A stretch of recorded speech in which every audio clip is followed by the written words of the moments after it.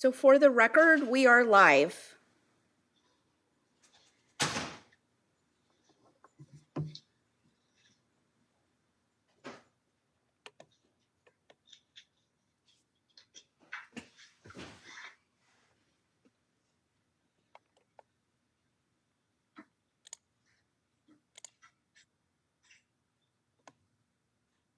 Hello, Stacy. Get my sound up here. Hello, Mayor, we can hear you. Okay. I'm calling in from a remote location. I'm going to get my camera up here in just a moment. Okay.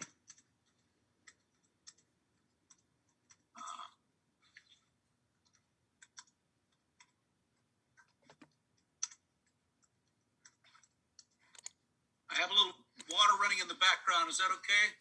I can mute it if I need to when I'm not talking. I think you're okay. I don't hear that in the background. Oh, okay, great. A nice little filter going on then.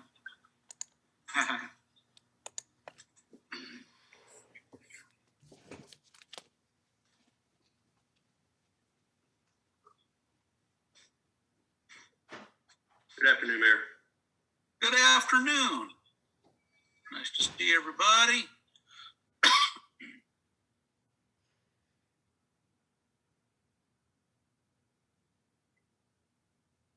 Oh, I see what's wrong.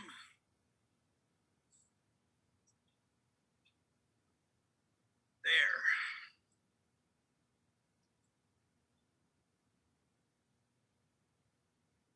Now I got a camera to look at.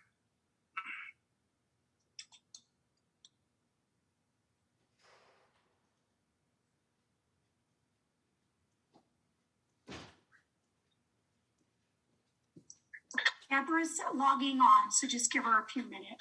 All right, thank you.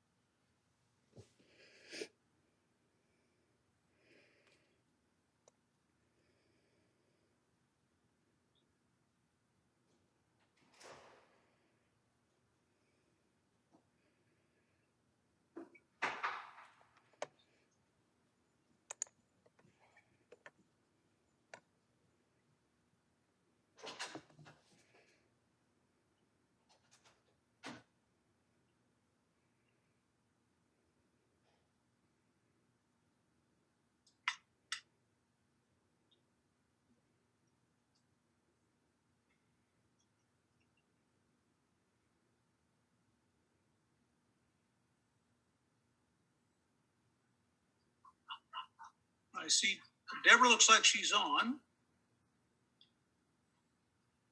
Okay. I've got Deborah, Brett, Gary, Ken, Refugio, and Bill. And Lucy and Stacy. Stacy, is your consultant on yet? She's jumping on right now. Okay. I'm trying to get my screen on. Fun little terms we come up with now with all the technology, jumping on and on. Okay. It'd be nice to be human again. Oops, I think I just lost it again. No. Where did I go? Okay. All right. Heard my phone. I better check it. It's probably an SOS from Dad.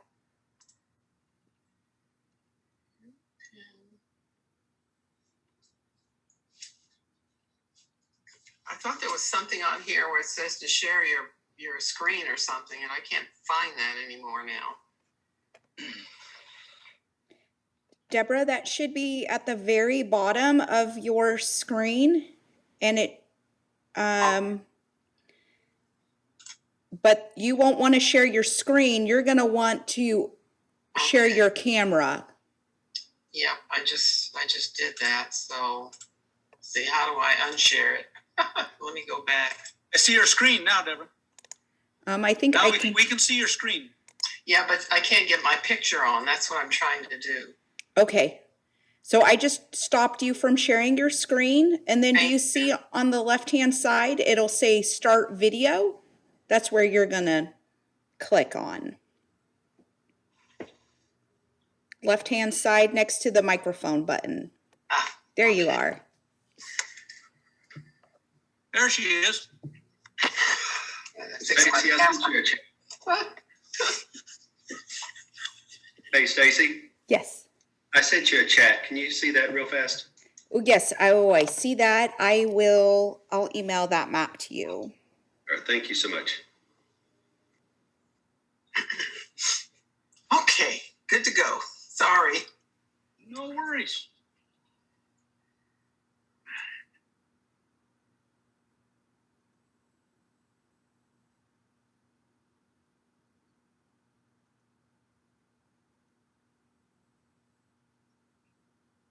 Technology, our best friend and our worst enemy.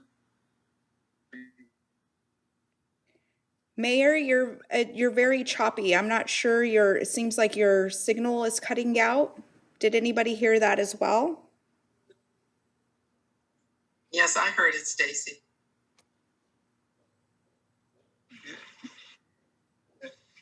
Okay, yeah. Is my sound still bad? No, that's much better. Hey, Sarah.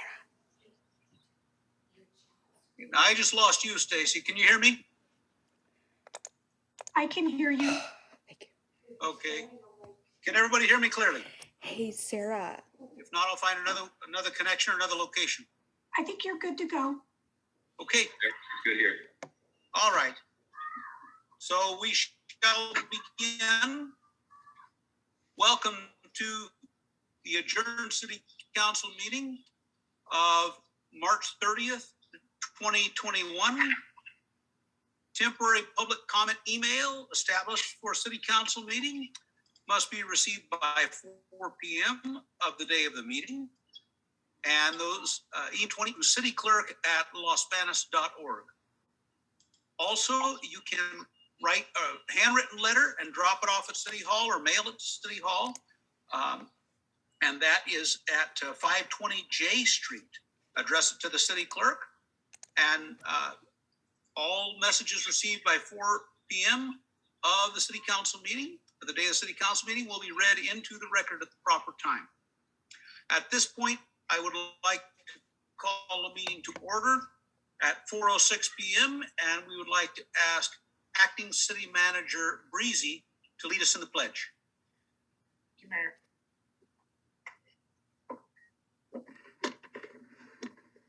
Pledge allegiance to the The flag flag of the of United the States United of States America, of America, to the republic and to the for which it republic stands, for which it stands, one one nation, nation, under God, under God, indivisible, indivisible. with liberty and liberty. justice for all. Thank you, Acting City Manager Breezy. We will now move to consideration of the approval of the agenda. And for that, the chair will entertain a motion. Oh, I'm sorry. A roll call first. City Clerk Maloney, roll call. Jones, Present.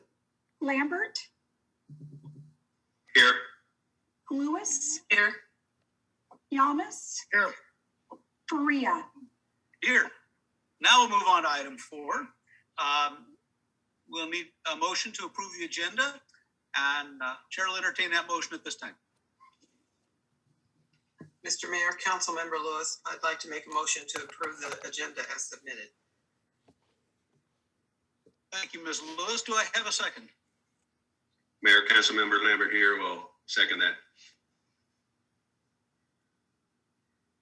Thank you. I have a motion by Mayor Pro Tem Lewis and a second by Councilmember Lambert to approve the agenda as submitted. Ms. Maloney, roll call. Jones, Yes. Lambert, Yes. Lewis, Yes. Yamas, Yes. Maria. Yes. Motion carried unanimously. Agenda has been approved. We will now move on to the public forum. Members of the public may address the city council on any item of public interest that is within the jurisdiction of the city council. This includes agenda and non-agenda items. No action will be taken on non-agenda items. The public may submit their comments by submitting a written statement by dropping it off in the utility payment box at City Hall, 520 J Street, by mail or by email to the city clerk at losbanos.org. Comments received will be read into the record during the city council meeting. Ms. Maloney, do we have any comments in the email or messages? Yes, I've received 2 comments by email. Okay.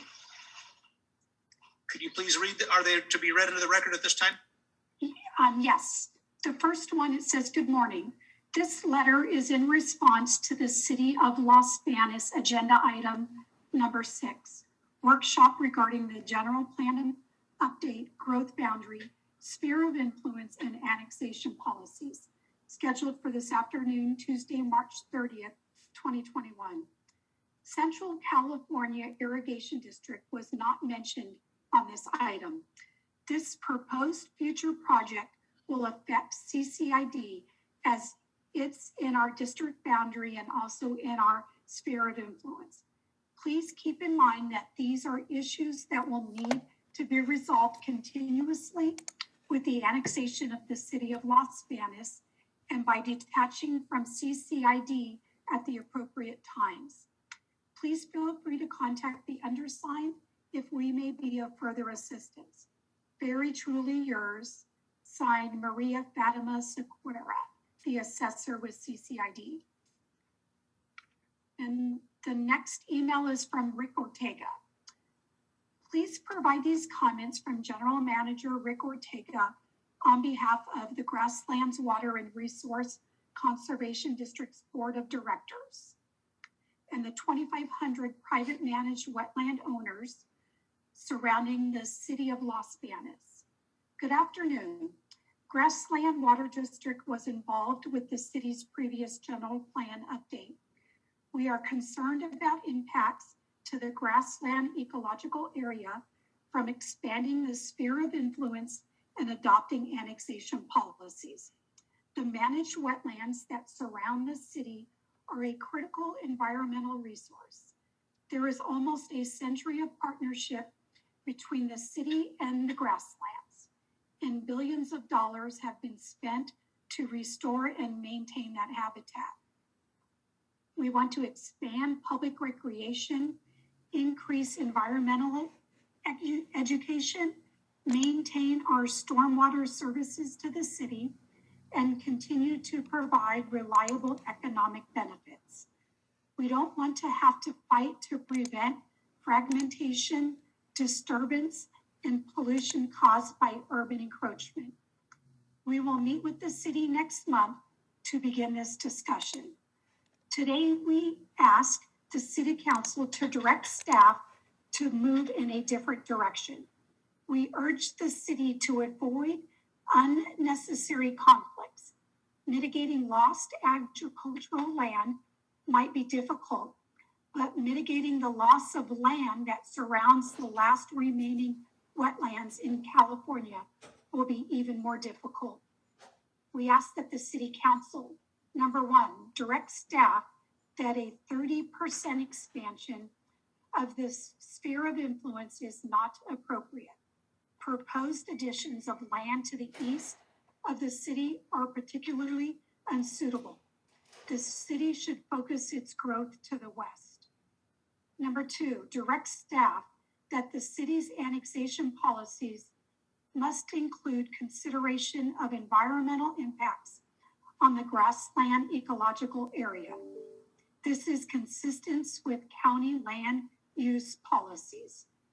And it's signed, thank you, Rick Ortega, General Manager of Grassland Water and Resource Conservation Districts. And that's all I have. Thank you, Ms. Mallon. We will now move on. We will close the public forum. and we will move on to a workshop regarding the general plan update, growth boundary and sphere of influence and annexation policies. And for that, we will go to Community and Economic Development Director Elms. Ms. Elms? Thank you, Mr. Mayor and City Council. So tonight's workshop, the purpose is to discuss and get some direction from the City Council regarding the general plan update, where we're headed with the boundary and the sphere of influence, and then also to discuss new policies regarding annexations that we're proposing to be within this general plan update.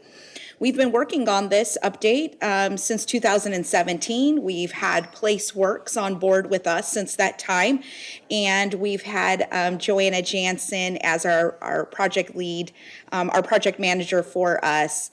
So I am going to turn it over to Joanna, and she's going to present a PowerPoint presentation for us this evening. Okay, thank you very much, Stacy. Mr. Mayor and Council, it's great to be back with you, and Ms. Banos, thank you very much. I'm gonna go ahead and share my screen, and it'll be just a second. Let me get the slides pulled up for you. And Joanna, you should be able to just share your screen. Yes. Okay, it great. looks like I can do that, and I'm gonna do that now, and then go into my slideshow mode. And just give you a brief overview of the presentation. I want to, I think maybe before I dive deeply into this presentation, because I'm going to be walking you through several maps about the urban growth boundary, the sphere of influence, and about annexation. And I just want to acknowledge that I know that some of you are new to the council and may not have had much opportunity yet in your time on the council to have these issues come before you. So you have a memo explaining a little bit more about, what annexation means and what the process is for annexation, as well as what the sphere of influence is in terms of its authority as a legal boundary.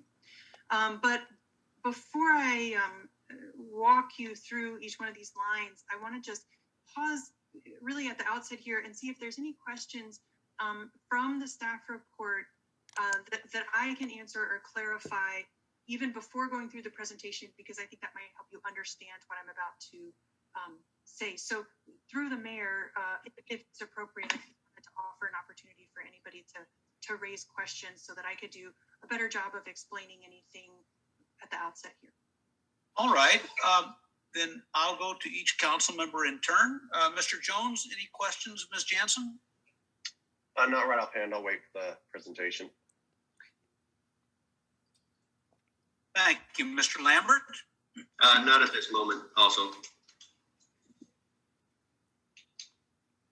Thank you. Ms. Lewis? Well, Mr. Mayor, I do have questions in some of the body of the presentation under B, annexation, and under the category of final certification, the application process. And also on the last page, there were like, 5 bullets in regards to city goals, which for me, they were all around housing issues and not anything about business development. But perhaps some of this will be covered in the presentation. So if I can hold out on that, I'd appreciate it. Okay, thank you. And so staff can make notes of that as they go through the presentation. And Mr. Yamas? No questions, thank you. Okay, thank you very much. All right, Ms. Jansen, carry on. Great, thank you very much. You're welcome, and thank you. In that case, I'm gonna go through more explanation about the sphere of influence, and then we'll talk a little bit about annexation policies and next steps for the process. We are going to be asking you for some direction reaction. So just a very basic overview for the council and for the public about the boundaries that we're talking about. We're going to be talking about 3 different boundaries tonight. First is the city limits, and I think that's pretty self-explanatory, but just to be super clear, The city limits are the legal boundaries of the city. The city has jurisdiction over what is inside this line. On this map, it's a black dashed line. And the city does not have authority over the land outside of this line, nor does the city have obligations to serve any development outside of this line. So for land to come to the city, for this boundary to change and encompass new land, that's what we mean when we say an annexation. And that brings the land from Merced County into the city of Los Banos. And it means that now the city both receives any revenue from that land use, that might be in the form of property taxes or sales tax generated by that land use.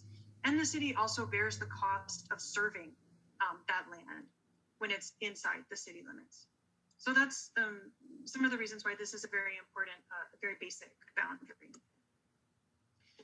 Moving outward in space, the next boundary that the city has is called the urban growth boundary. That's the dotted magenta line on this map. The urban growth boundary is a creation of the city of Los Banos. This is adopted by you. It's in your existing general plan. And the general plan has policies that govern under what conditions the council can change this urban growth boundary. This is kind of the city's envisioned footprint of future urban development within the life of your current general plan. So, typically that would be about a 20-year time horizon for us. In the update we're doing right now, we're looking out to 2040. So, slightly less than 20 years by the time we get to adoption. But this is kind of where the city sees its ultimate footprint of urban development being. And as you can tell, looking at the difference between the city limits, the existing urban footprint, and the urban growth boundary, the majority of this growth would be directed to the west. There's some growth to the north, towards Henry Miller Road, and some growth to the south, including along both sides of Pioneer Road. So that is the urban growth boundary. And just one more time, this is a city established boundary, and the council is the final deciding body about where this line is drawn. And your general plan is the place where you have set policy guidance for yourself about when and how to change the urban growth boundary. Then moving slightly outward, these two lines are not hugely different, but they're a little bit different, especially kind of in the south and I would say southwest portions of the city. We have your 2030 sphere of influence. So this is the sphere of influence that's in your existing general plan. The sphere of influence is a boundary that is established based on agreement between the city and what's called LAFCO, or the Local Agency Formation Commission. Every county in California has a LAFCO, and it's made up. It's an agency that has both an elected board and a staff, sort of like the city does. And the LAFCO board, or the LAFCO, in this case, the LAFCO commission, is made up of representatives, 2 representatives from the county, 2 representatives from incorporated cities within the county, and 1 member of the public at large. So every LAFCO was created by the state as an agency to make decisions on boundary changes within each county. And that's to prevent, originally when this law was created, it was to prevent, every city from just kind of doing a land grab and being able to be the only ones to decide, well, this should be my land and this should be my land, and nobody else gets to have input on where and how cities grow. They also govern the boundaries of things like irrigation districts, and bridge and highway districts, other kinds of special districts, and cities. So the city does not get to unilaterally decide its own sphere of influence, because changes in this sphere of influence affect, as you've heard in your comment letters, they affect the county, they affect the CCID, they affect the Grasslands Irrigation District. So it's LAFCO's role to play a role in adjudicating all of those decisions about where boundaries get to be. And they have the ultimate authority to approve or deny a sphere of influence change, as well as an annexation. So that's an important role for LAFCO, an important thing to understand as we talk about spheres of influence. And this line is the proposed 2040 sphere of influence that we are considering for your draft general plan. As you know, PlaceWorks and staff have been working together to prepare draft documents with the view to publishing draft general plan this summer. And as part of the update to the general plan, we'd like to consider whether or not the city should explore a slightly modified 2040 sphere of influence. So that is the line that you see on this graphic. And if you compare it to what's in your general plan today, you can see that it expands to the north along out to Henry Miller Road. It expands to the east to include land that's actually within the city limits today, out by your wastewater treatment pond areas. And it does expand, it's mostly consistent to the southeast and along the south. It goes a little bit further down over here in the southwest corner. And then again, further, it contracts a bit here. The previous 2030 SOI was really made to kind of match with the bypass. That's this kind of arcing curve that you can see on the northern section. So under the 2040 SOI, we would just push that really all the way up to Henry Miller. We can talk more about all of these changes. Obviously, that's what we're here to do tonight. So this is a map that kind of layers several of those boundaries that I just showed you over each other and uses the colors to try to help show you all on one map where the changes would be. This map also adds an important boundary that I wanted to explain, which is yet a third version of your sphere of influence. I said earlier that this 2030 SOI is the SOI that's in the sphere of influence, that's in your currently adopted general plan. But you'll recall that I also mentioned that the city does not unilaterally decide its SOI, and that has to go through a LAFCO approval process. So at the time that your last general plan was adopted, the city initiated the process of changing the SOI to match this orange line on your screen. An important part of that process is that the city and the county have to come to a revenue sharing agreement, because land that's being taken out of the county potentially and put into the city over time will affect obviously where that revenue goes. And so that's an important part of deciding how these boundaries get changed. So a required part of an SOI amendment is a negotiation between the city and the county to revise a revenue sharing agreement that those two agencies are party to. The city and the county initiated that process and came to an agreement in about 2016. And at that time, just as the agreement was finally in place, the city realized that it was time to initiate the next general plan update, the one that we're working on now. And that RFP actually went out in 2017.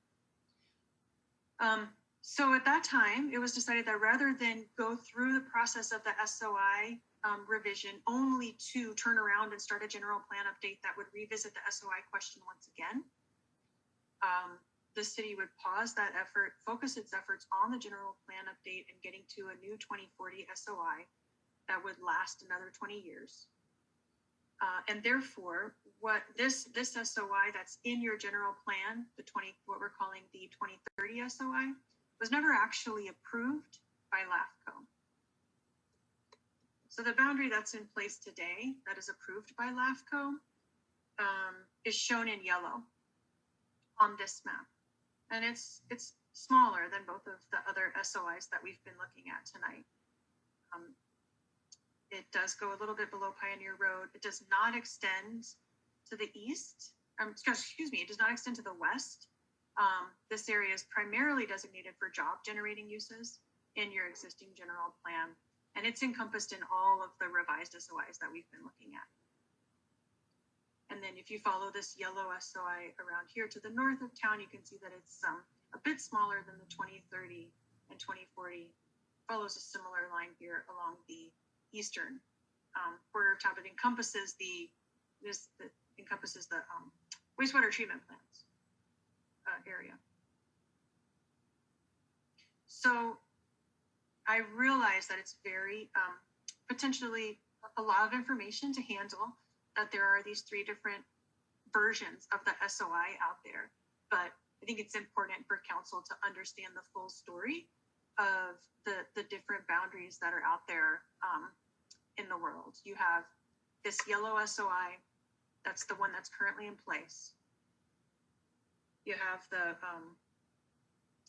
2030 SOI, which is the area that's kind of shown in red here, and red and purple. And then you have our 2040 SOI, which is the one we're bringing to you tonight for your consideration. That would expand into these blue areas. So tonight, the changes that you would be considering to the SOI, and again, this is not the city's unilateral decision to make, but this would be our proposal to include in the draft general plan, would be a revised 2040 SOI that maintains all of the purple area and also adds these blue areas that you can see on the map and subtracts the red areas here. I expect that you'll want me to walk through that at least one, if not more times, because I do acknowledge that it's a lot. That is the SOI discussion that we're going to have tonight. So closely related to that are the set of annexation policies that we included in your packet for discussion. And we are proposing that the draft general plan would add annexation policies that would help to signal to applicants and landowners what qualities the city is looking for in proposed annexation areas for the city to be willing to consider annexation. Recall that when the city annexes land, it takes responsibility for that area. That area is going to be part of the city of Los Banos. The city now has to pay for the cost of serving that area. And that area needs to be developed to the standards of the city of Los Banos. So therefore, most cities want to be pretty judicious about what types of land and what types of projects they agree to annex into their city limits. And these policies would be a clear expression from Los Banos to potential applicants of what the city expects in terms of land that's going to be annexed. And the policies would guide the location, meaning making sure that development is contiguous with existing development and existing city boundaries, consistency with city regulations, the timing of development, provision of utilities and public safety services, mitigation of environmental impacts, and clarifying that going forward, the city would want to see that land covered by potential annexations is planned using a very specific type of document called a specific plan. The specific plan, kind of like a general plan, is a formal term that's used in California state law. And state law defines the requirements for the contents of a specific plan. It needs to include things about land use, circulation, and very importantly, infrastructure and financing to describe how future development is going to happen. And we think it's advisable for the city to consider requiring specific plans as opposed to the current practice of master plans or neighborhood plans or area plans. Those terms are not defined anywhere. And so, developer A could come in with a master plan, and that might have a table of contents or a level of detail that looks very different from what developer B brings in and says is a master plan. So by requiring a specific plan, the city is setting very clear expectations about the type of planning document and the level of detail and the type of information that it wants to see when it's considering a potential annexation. And you can do specific plans for any type of land use. It could be for purely residential land use. They could be for purely job generating land uses or an area that's going to include a mix of both. we want to talk about? Could I ask a question while it's on my mind? With what you just stated, that was one of the things that I was writing down while you were talking is my concern about if we designate a specific zone in this general plan, whether it's residential or for business, and we do, as you say, rather than these master plans, do specifically what we want to see that done, or how we want to see that done. Does that open the window for some developer to come at some other point years down the line to change or request the city to change that so they can build residential, especially if we're looking to have land designated for business use, which is what we need here in Los Banos. And that's a big concern for me. I don't want to see that happen where, we have something zoned for commercial, and because nothing's happening there, somebody buys that land and comes in and has it rezoned for high density, low density, what have you, and then we're off the mark. Mhm.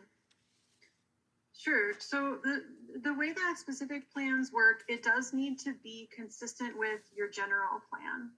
So at the time of approving and adopting the specific plan, that would need to be consistent with your general plan. And then the specific plan adds detail about the types of land uses within that area.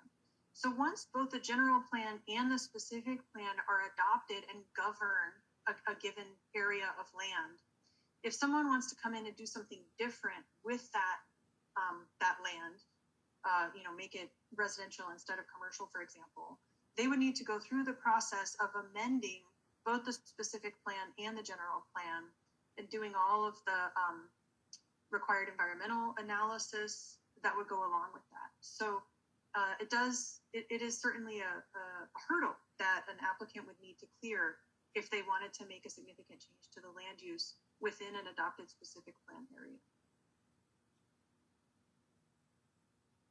Okay, so what you're saying is that it's not impossible for them. If they want to spend the money to do that, they can do it.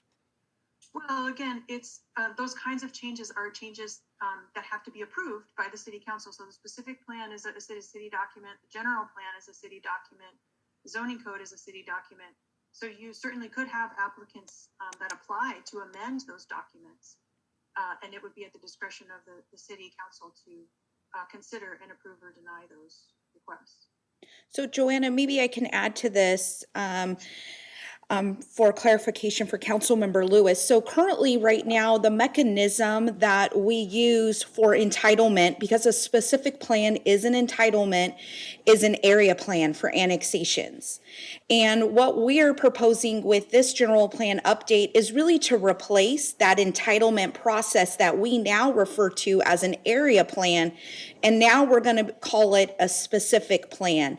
And that's because specific plans are they're governed through statute, through the government code, and it specifically says what needs to be inside of a specific plan. Whereas right now, our area plan, it's very vague and it's very much up for interpretation. Just as Joanna said, developer A says, oh, well, I think area plans, the city just said it has to have A, B, C, and D, and I'm going to do that at the bare minimum.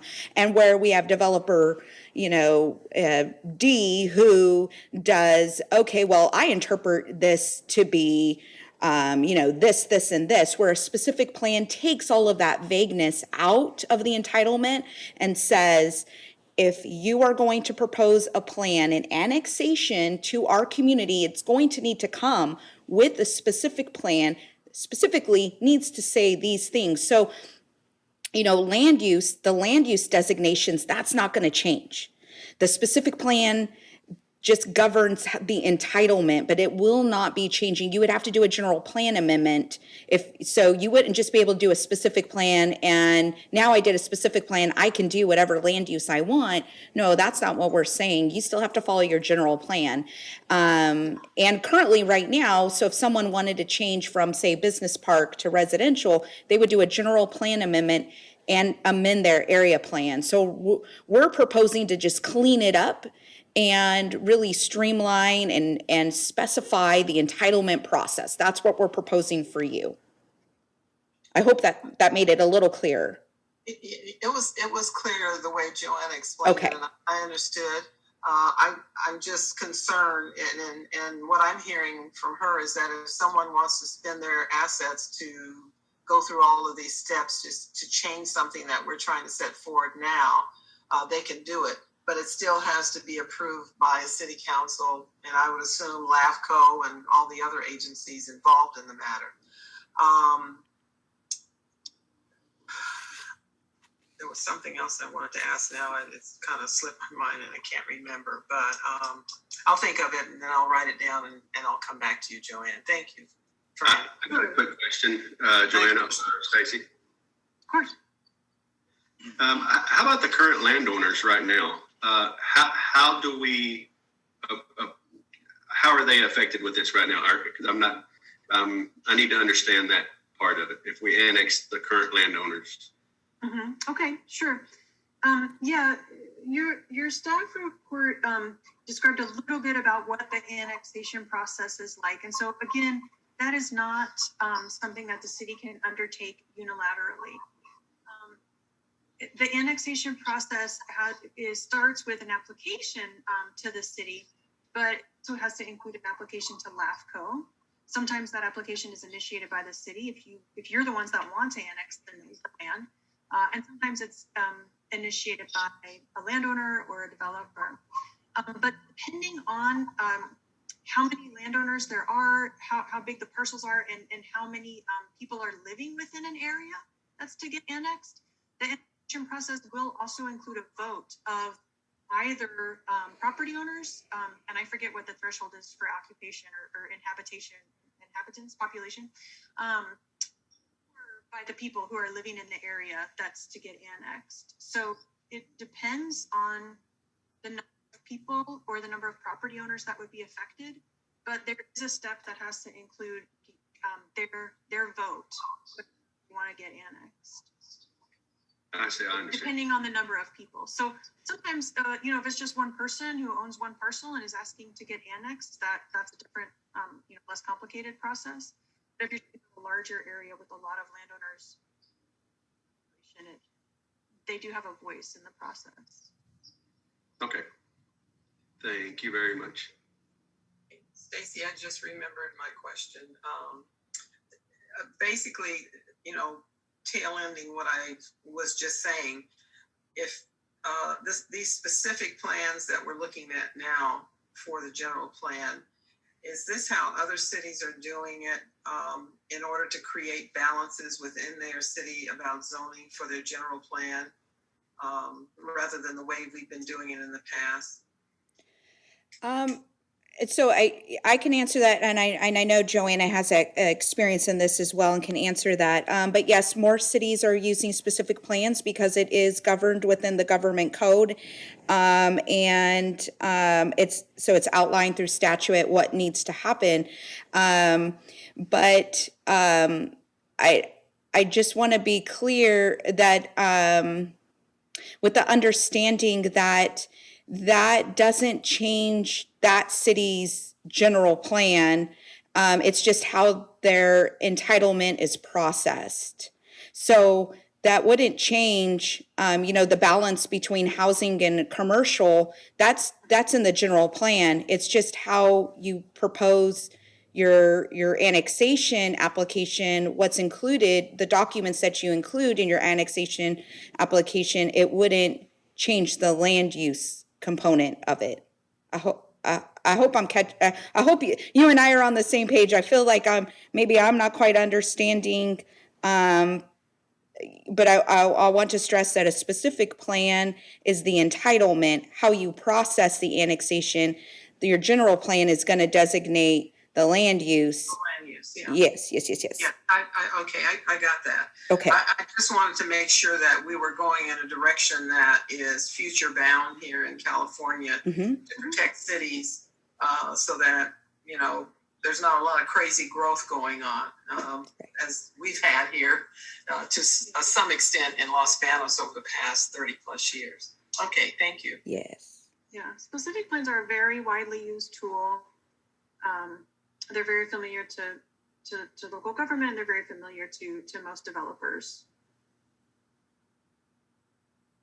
and cities mostly use them, as Stacy was saying, to kind of to add detail and, as their name implies, specificity on top of the requirements that are already in the general plan. So any project that's within a specific plan area, any individual development proposal must be consistent with both the general plan and the specific plan. The specific plan has to be consistent with the general plan, and then any project has to be consistent with both. So people, cities might use the specific plan to plan an entirely new area that's raw land, or to plan a very important or a very complex area like a downtown, or in some of the Bay Area cities, we see them used for, the areas around a BART station, for example, or a train station where there's a lot happening, there's a lot of interconnected infrastructure, and we really need to provide a very extensive level of detail as compared to what the overarching citywide view that's taken in the general plan. This is the last slide, just to explain to you at the outset here where we see this going with next steps. We are planning some stakeholder meetings, including an individual meeting with the Grasslands Irrigation District coming up next week, as mentioned in their letter. And then a stakeholder meeting on the updated land use map that staff has been working on for consideration as part of the draft general plan. We're building up to a community workshop coming up on April 19th. That'll be a chance for the general public to share their ideas and concerns before we publish the draft general plan, so that we can make sure we're capturing and reflecting those. And then we want to come back to you at a joint meeting with the Planning Commission for a study session on land use map changes, and with a particular focus on potential business park uses. That's on Tuesday, April 27th on that evening. And again, as I mentioned earlier, we plan to publish the draft general plan and then the EIR on the general plan, the environmental impact report, this summer. Both of those documents will be out for public review and consideration through the fall. We'll be responding to public comments and making any changes to those documents, and then getting ready for adoption hearings late this year. So what's important to take away from this from this slide, a couple things. We absolutely value stakeholder and agency input from other nearby agencies and irrigation districts, and we want to continue to hear from the public. And these documents are going to remain in draft form through the end of this year. So we're asking you for your feedback tonight, and we're asking you for direction tonight on what we should include in the draft general plan. That's going to then be on the streets. It's going to be out there for other local agencies to look at, for the public to look at, for developers and applicants to look at. And they're going to be offering us their feedback throughout the summer and fall on those draft documents. And then we're going to have additional conversations with you and with your staff about how to incorporate and reflect that feedback. So none of the decisions that we make tonight, or the direction that we ask for you tonight, is final in terms of what's going to be adopted. We're not anywhere close to the adoption stage yet. We're still going to have several months of having a draft plan on the street for further consideration and deliberation. What we're asking you tonight is help us figure out what should be in that draft plan that we put forth as the city's draft general plan, and what we analyze in the EIR. So with that, we wanted to guide you through a discussion on the sphere of influence, asking you about the boundaries and the maps that I showed earlier in this presentation. We wanted to get your feedback on the annexation policies, and if the council agrees, I would be happy to pull those up on my screen, and we can look at them kind of in more detail.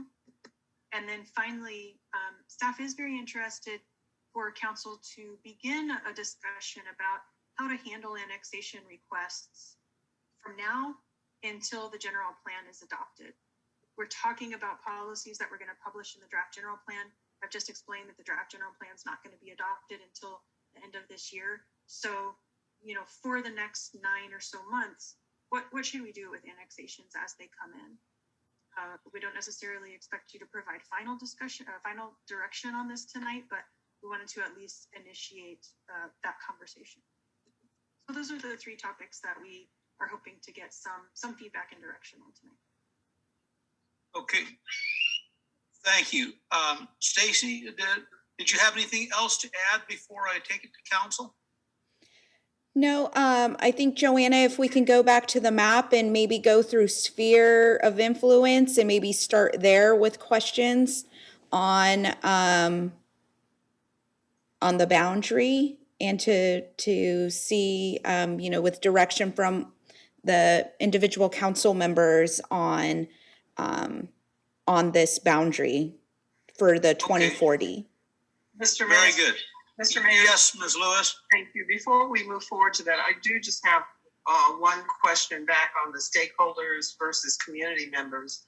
Stakeholders, would that be anyone whose property is being affected that's not within the city limits now and is within the proposed sphere of influence?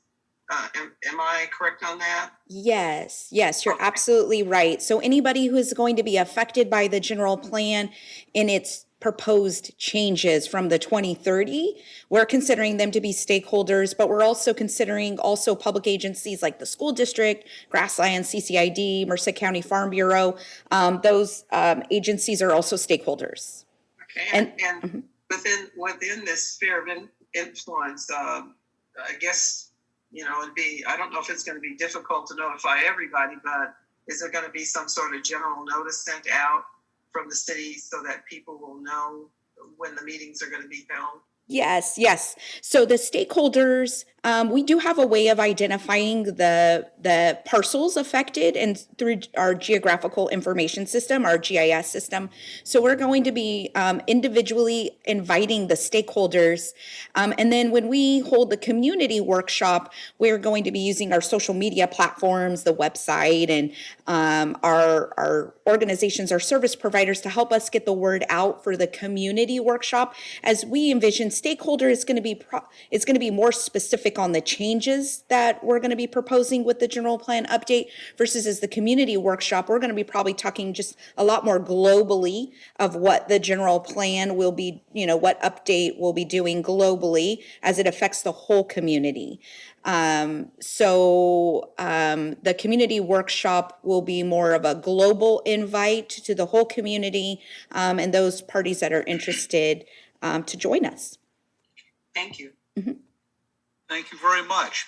So let's go to the sphere of influence. Do we want to put the map back up, and then I'll, if we could, and then I'll go to each council member to get each input on the sphere of influence.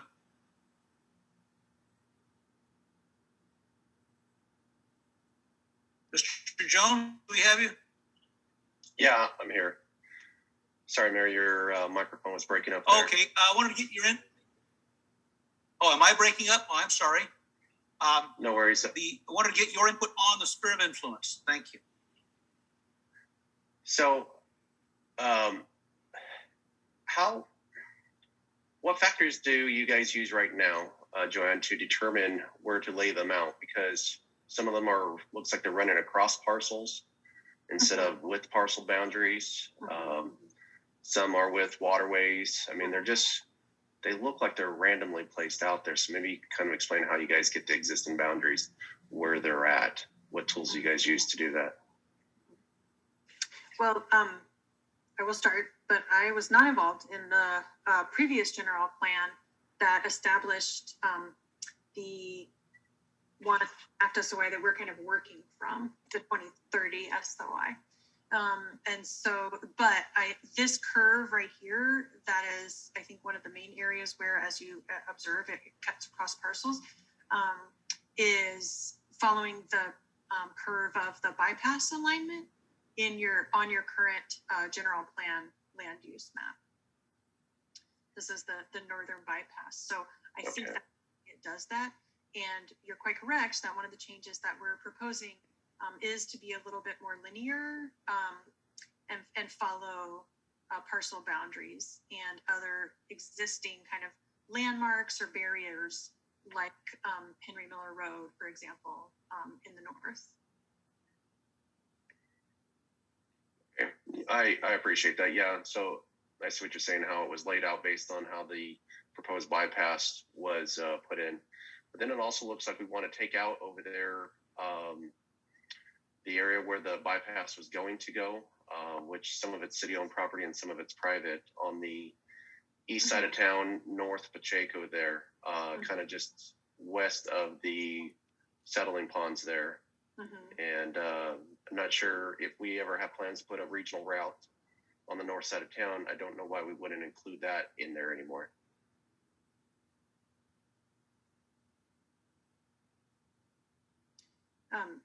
Yeah, I mean, I think that's certainly part of what we can talk about here tonight. If you want to, and Stacy might be in a more informed position to comment on the potential for that. Sure. So the bypass does not, the future alignment of the bypass does not have to be in our sphere of influence.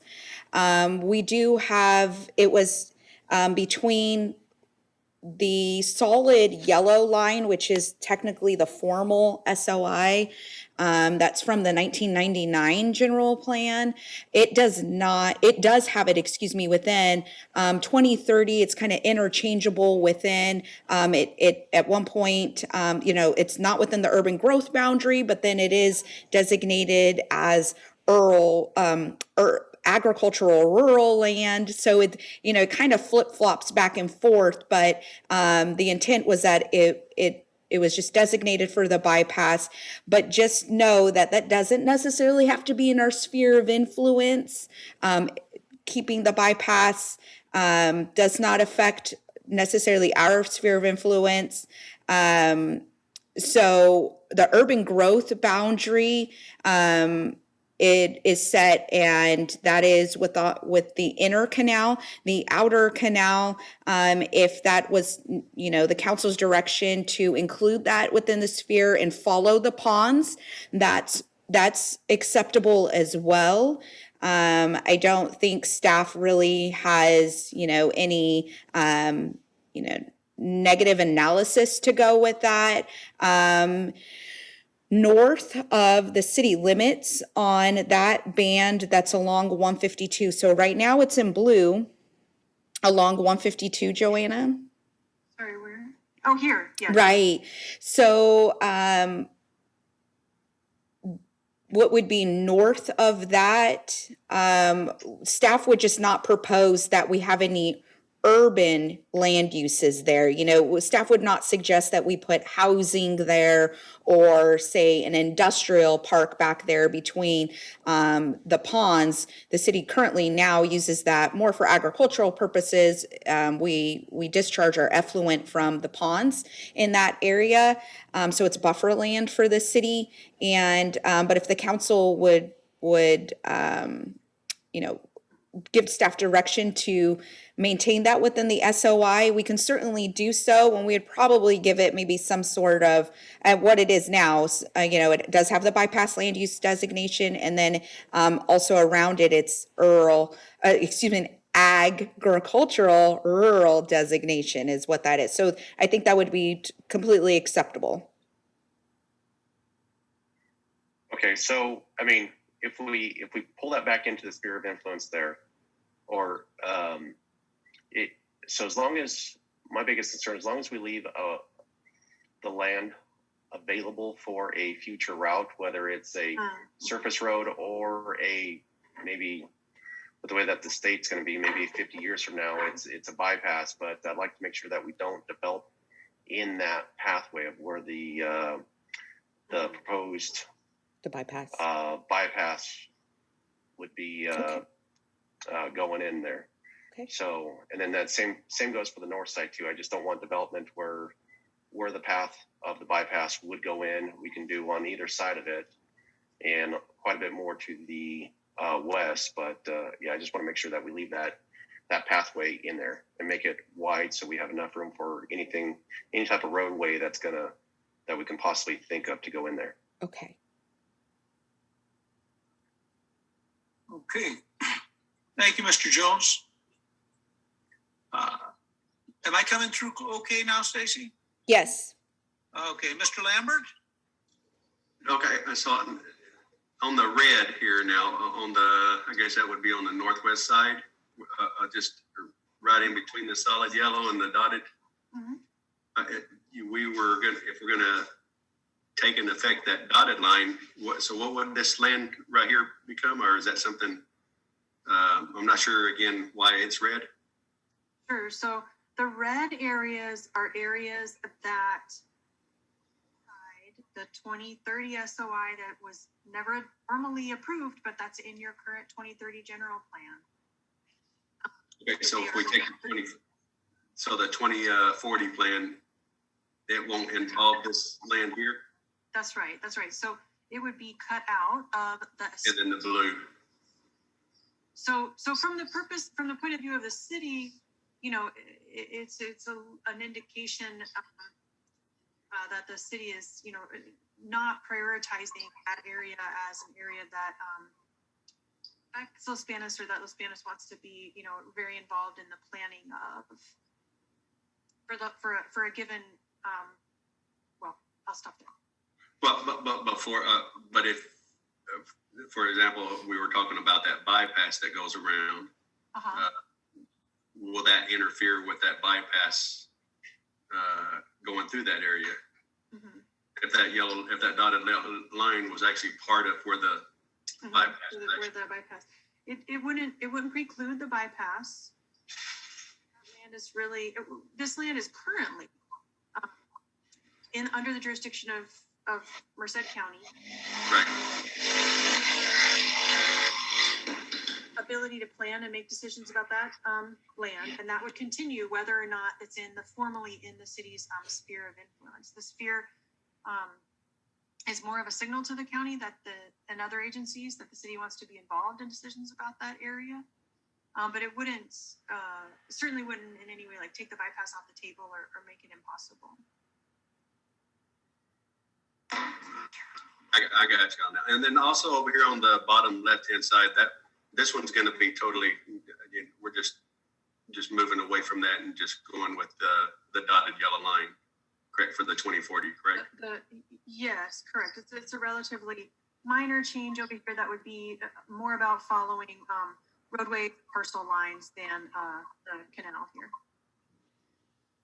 Okay, so, and then currently at this time, the one in the solid yellow line, that's the one that we have current at this time, though, correct? Yes, you did such a great job of following that very complicated explanation. All right. Exactly right. I appreciate it. Thank you. Thank you, Mr. Lambert. Ms. Lewis? Thank you, Mr. Mayor. If my memory serves me correctly, with MCAG, the state of California took the bypass out of their agenda. So right now it no longer exists. And so to me, that it's just kind of a myth lying up there right now. If the state of California decides they want to do a bypass or take it somewhere else, they certainly will go in there and start doing eminent domain and whatever else they're going to do to acquire land. But as of right now, as I understand, that whole bypass has been taken off the list of priorities and no longer exists because there was no money to fund it. So with that, I don't really know why we need to keep holding on to an existing bypass linear line or circular line going around the city when it really doesn't exist. I think we need to really concentrate on what we want to see our city looking at going into 2040 and how we want to carve it out.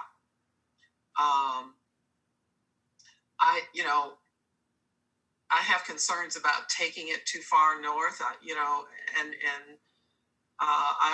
just as Councilmember Jones had indication about the east portion that's blue.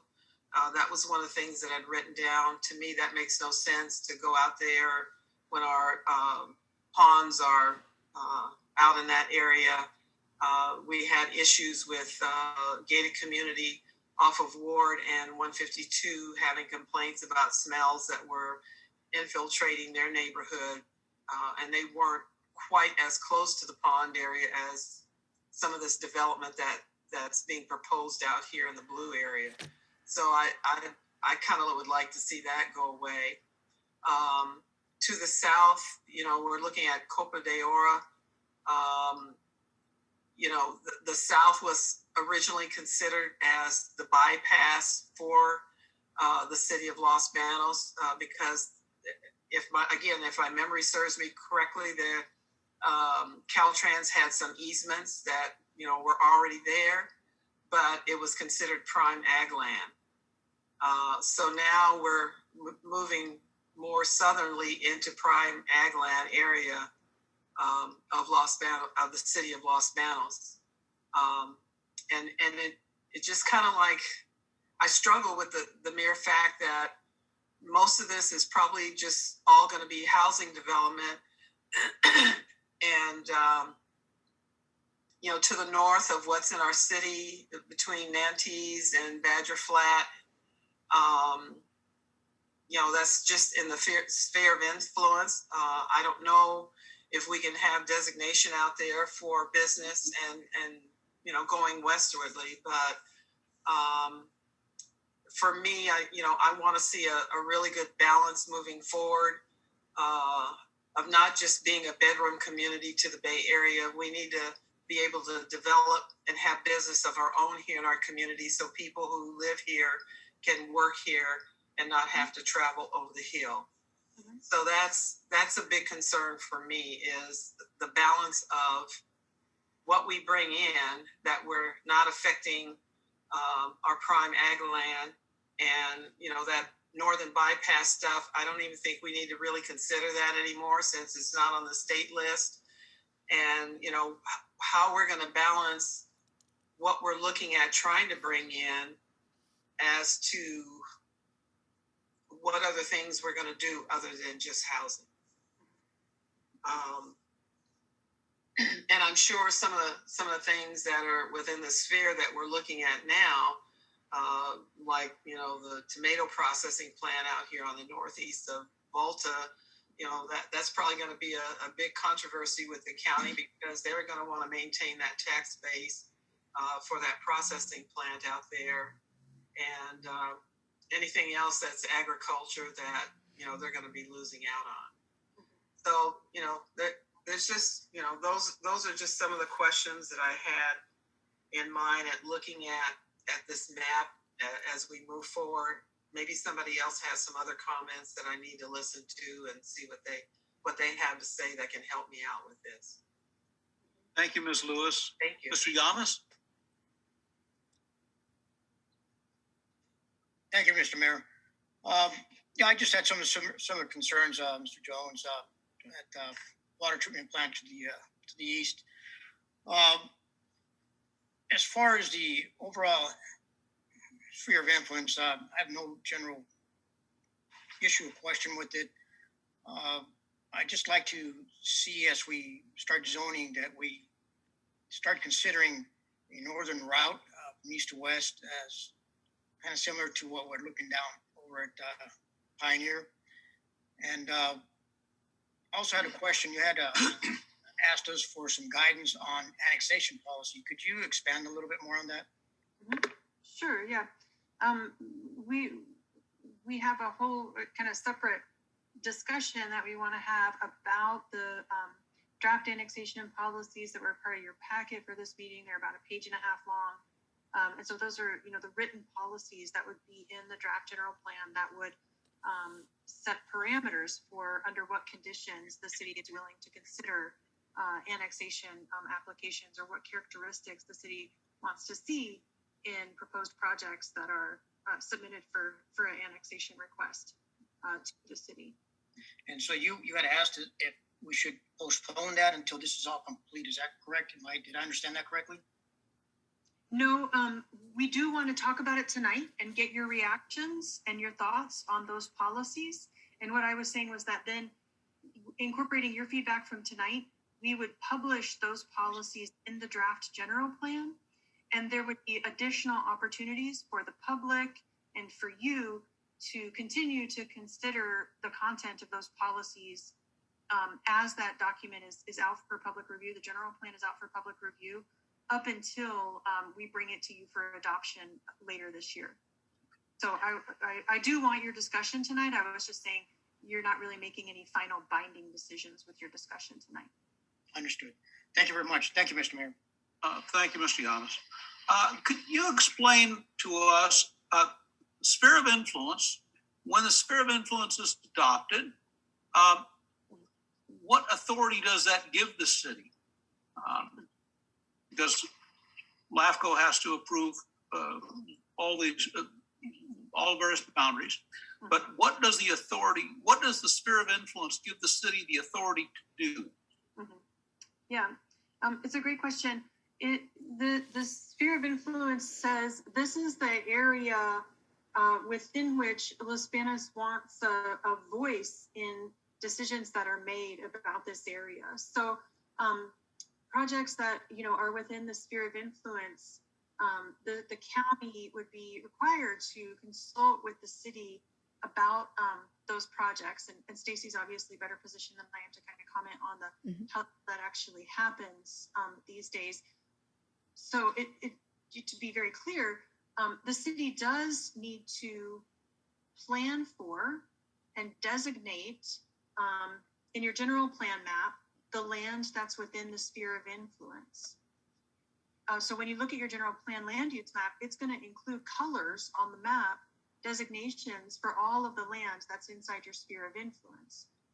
But just to be really clear, the city, as I said at the outset, only has jurisdiction over the land inside the city limits. On this map, it's the white line here. So all of the land inside the sphere of influence and inside the city limits has designations on the city's general plan map, but the city only gets to approve projects and land use decisions that are inside the city limits.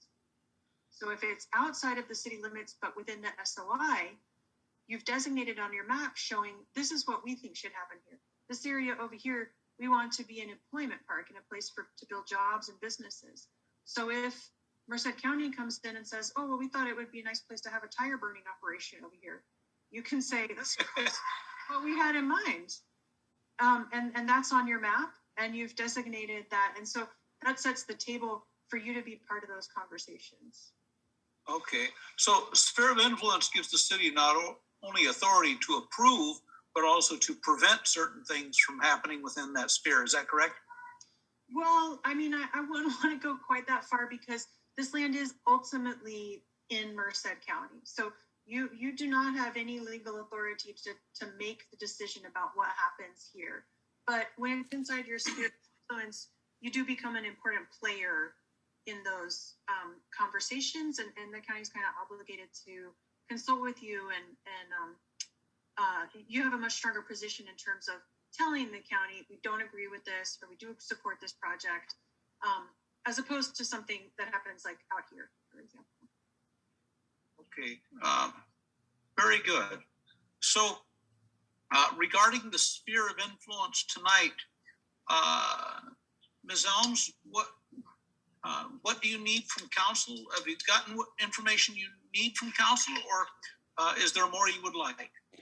So regarding the sphere of influence, we would want some recommendation that what we are proposing for the 2040 sphere of influence, so what you see in blue, so in purple and in blue, on that previous slide that had the map, does the council support staff including that proposed sphere of influence into our draft general plan? Now, what I did hear from the council, it seemed like it was pretty consistent, is that out on the east side by the wastewater treatment plant, that that be included in the sphere of influence. And I do want to answer, Councilmember Lewis made a statement about, urban development, residential development out near the wastewater treatment plant, and it would not be the intent. So if that is, the direction of the council to include that within the sphere of influence,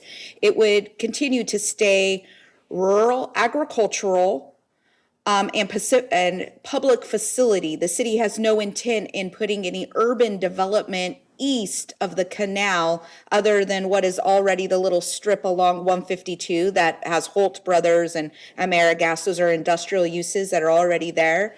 In that kind of void space between the ponds and that inner canal, yep, right there, it would stay agricultural, rural, and then at the ponds, if that is included, the council, I did hear, why not include it? And that's fine. We can include it. It doesn't preclude, though, the city from continuing to use, our own wastewater treatment plant, our own ponds. It would be designated public facility. So we would never propose any type of residential development out in that direction, and including it in the sphere of influence if the county wanted to, within that boundary, although the city does own a lot of that buffer land between the ponds and the actual city limits. Like, for instance, Joanna used, a tire burning facility, or it's a rock quarry that the county wanted to put there. We would say, no, that doesn't match the rural agricultural designation. It needs to be, consistent with our general plan. So that would be the benefit of including it in the sphere of influence, but really the city has no intent in urban development being within that buffer area. And I think I want to just make one really quick point about this land that we're talking about right now, because it's a little hard to read on this map, but I'm sorry, my mouse is really not showing up very consistently. Here we go.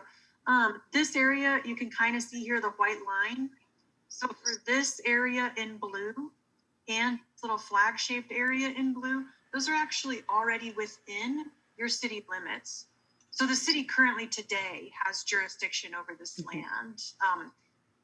So just for the areas in blue, I'm not talking about the void in between, but just for the areas in blue, it feels to me a little bit less material whether or not it's in your SOI, because it's already in your city limits. right. You do have that jurisdiction. And again, Stacey's making a very important point that just including something even in your city limits or in your SOI does not automatically trigger that it has to be for urban development. It can be preserved for other uses, as is the case here. Thank you. Just a point, in my packet, I show that strip on the east side between the blue and the purple red, but on the map we're looking at now, it is not showing as red. Yeah, thank you for pointing that out. We did, between the time of sending out your packet and putting together this slide, we discovered that we were using an incorrect version of the GIS shape file for your SOI. So we've corrected that in this slide. So this is an accurate depiction of what the 2030 proposed SOI was. Excuse me. Yes. Excuse me. Hey, Okay, very good. Let one me. more question. Yes, Mr. Lambert. So just up there by the ponds, so the city's growing, the growth. Or we still have the area up there for growth for the ponds also, correct? So what Joanna pointed out with the white line, We're still at that. That's still on. right. So that is for future growth. That is for buffer land. Now below that, I don't think you can see my cursor. Those at home, I think, can on YouTube. They can see that, east of, the urban growth boundary. So where it's at like kind of that 45-degree angle, or actually it's the adopted SOI. Also on the east side of that outer canal, the city also has buffer land out there for future ponds as buffer land for future growth of the city to accommodate, more ponds that could be potentially needed. However, Stacy, do you have a cursor so that you can point out where you're speaking of while you're speaking? yeah, I think I would have to stop sharing and hand it back over to Stacy. Do you want me to do that, Stacey? I think we're gonna lose your screen though. Yes. So My screen. yeah, so Joanna, Wait, let me see if I can give you control. Hang on. Here, let me see if I can give you control, Stacy. Okay. Okay, excellent. Can you guys see my cursor kind of dancing around? On Not the yet. east side of Not the, yet. you can control Joanna's screen. Okay, let me see. Okay, can you guys see There my? it is. Okay. There it is. Okay, so on this There, side, now we got you. excellent. So where my cursor's kind of dancing around over here, that is buffer land that the city has for expansion of the wastewater treatment plant. So we do have buffer land out here for future growth. This is, white line here is the city limits. So we have about seven, it's 1, 2, 3, 4, 5, and then I think it's 7 altogether, but ponds currently, and this land out here would also be for future growth. But I do want the council to understand that the state of California, we're one of the probably the last cities that has ponds and earth ponds for our wastewater treatment plan. As the city continues to grow, the city, and even as a part of our wastewater master plan, we are going to need to improve our facility to a tertiary system. So ponding is not going to be allowed. So yes, the city does have buffer land for future growth, but the feasibility and the reality of us being able to build more ponds, probably not feasible. We're going to need to go to, like, the city of Merced has a tertiary system. It's a level 3 system. And it's because of the size of the city. So once you kick it up into that level, you're going to need a different type of treatment, which will not allow for ponds. You're going to have an actual treatment that you can't do with surface ponds. So I hope that's clear that yes, that the city has buffer land, but realistically, we probably won't be using that for ponds. So Could you tell- Oh, I'm sorry. How much of a population can we handle with the present system? So we have a permit for 4.9 MGD. Million gallons per day. And I'm not sure if Fred's on the presentation with us, and he's our guru when it comes to our infrastructure master plans, but we do have a permit for 4.9. Currently, right now, I think on a daily average, we're probably about 3.0. Our master plans propose, they facilitate a growth of the city to accommodate the 2030 general plan build out, which was estimating a population of 90,000 people.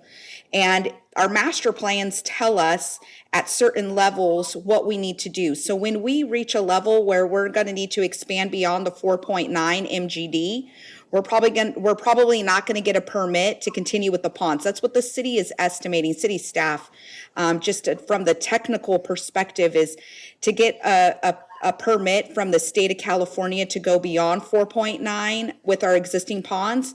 Probably not realistic. Once we need to go beyond the 4.9 MGD, we're going to need some sort of tertiary system. But we've been planning for it. Stacy, the Okay, land. very good. Thank you. All right. Mr. Mayor, this council. Yes, Ms. Lewis. So with the yellow line out there where the ponds are, Yes. to the sphere of influence, which is now in place, it's still west of the city limits. So is that where we're planning to build a processing plant for sewage out there? It would, it would still maintain out in this area where we own land. And also so even if it's not in the SOI or not, it wouldn't preclude the city from still owning land and still having a wastewater treatment plant. We can still have municipal facilities even out in the county, which you can see that this pond here is currently out in the county and we still operate it. Talking about the one you were circling around on? Yeah, this one here. So this here is our white line. That's the city limit line. Can't see your cursor. Oh, it's right here. Can you see it kind of dancing back and forth a little? That white line? Not yet. Let me see if I can. Can you see my cursor dancing a little bit? No. Joanne, it says I am in control, so I'm not sure why. Yeah. I'm not sure why you can't see my cursor. I can see it. Let me see if I pull up another. There it is. Okay. Okay, can you see my cursor dancing? Yeah. Okay, so this is our. Wait, is that mine or yours, Stacy? I think. I'm by Ward Road right now. You're at Ward Road right now. Is that where the cursor is? Okay, Joanna, can you show then?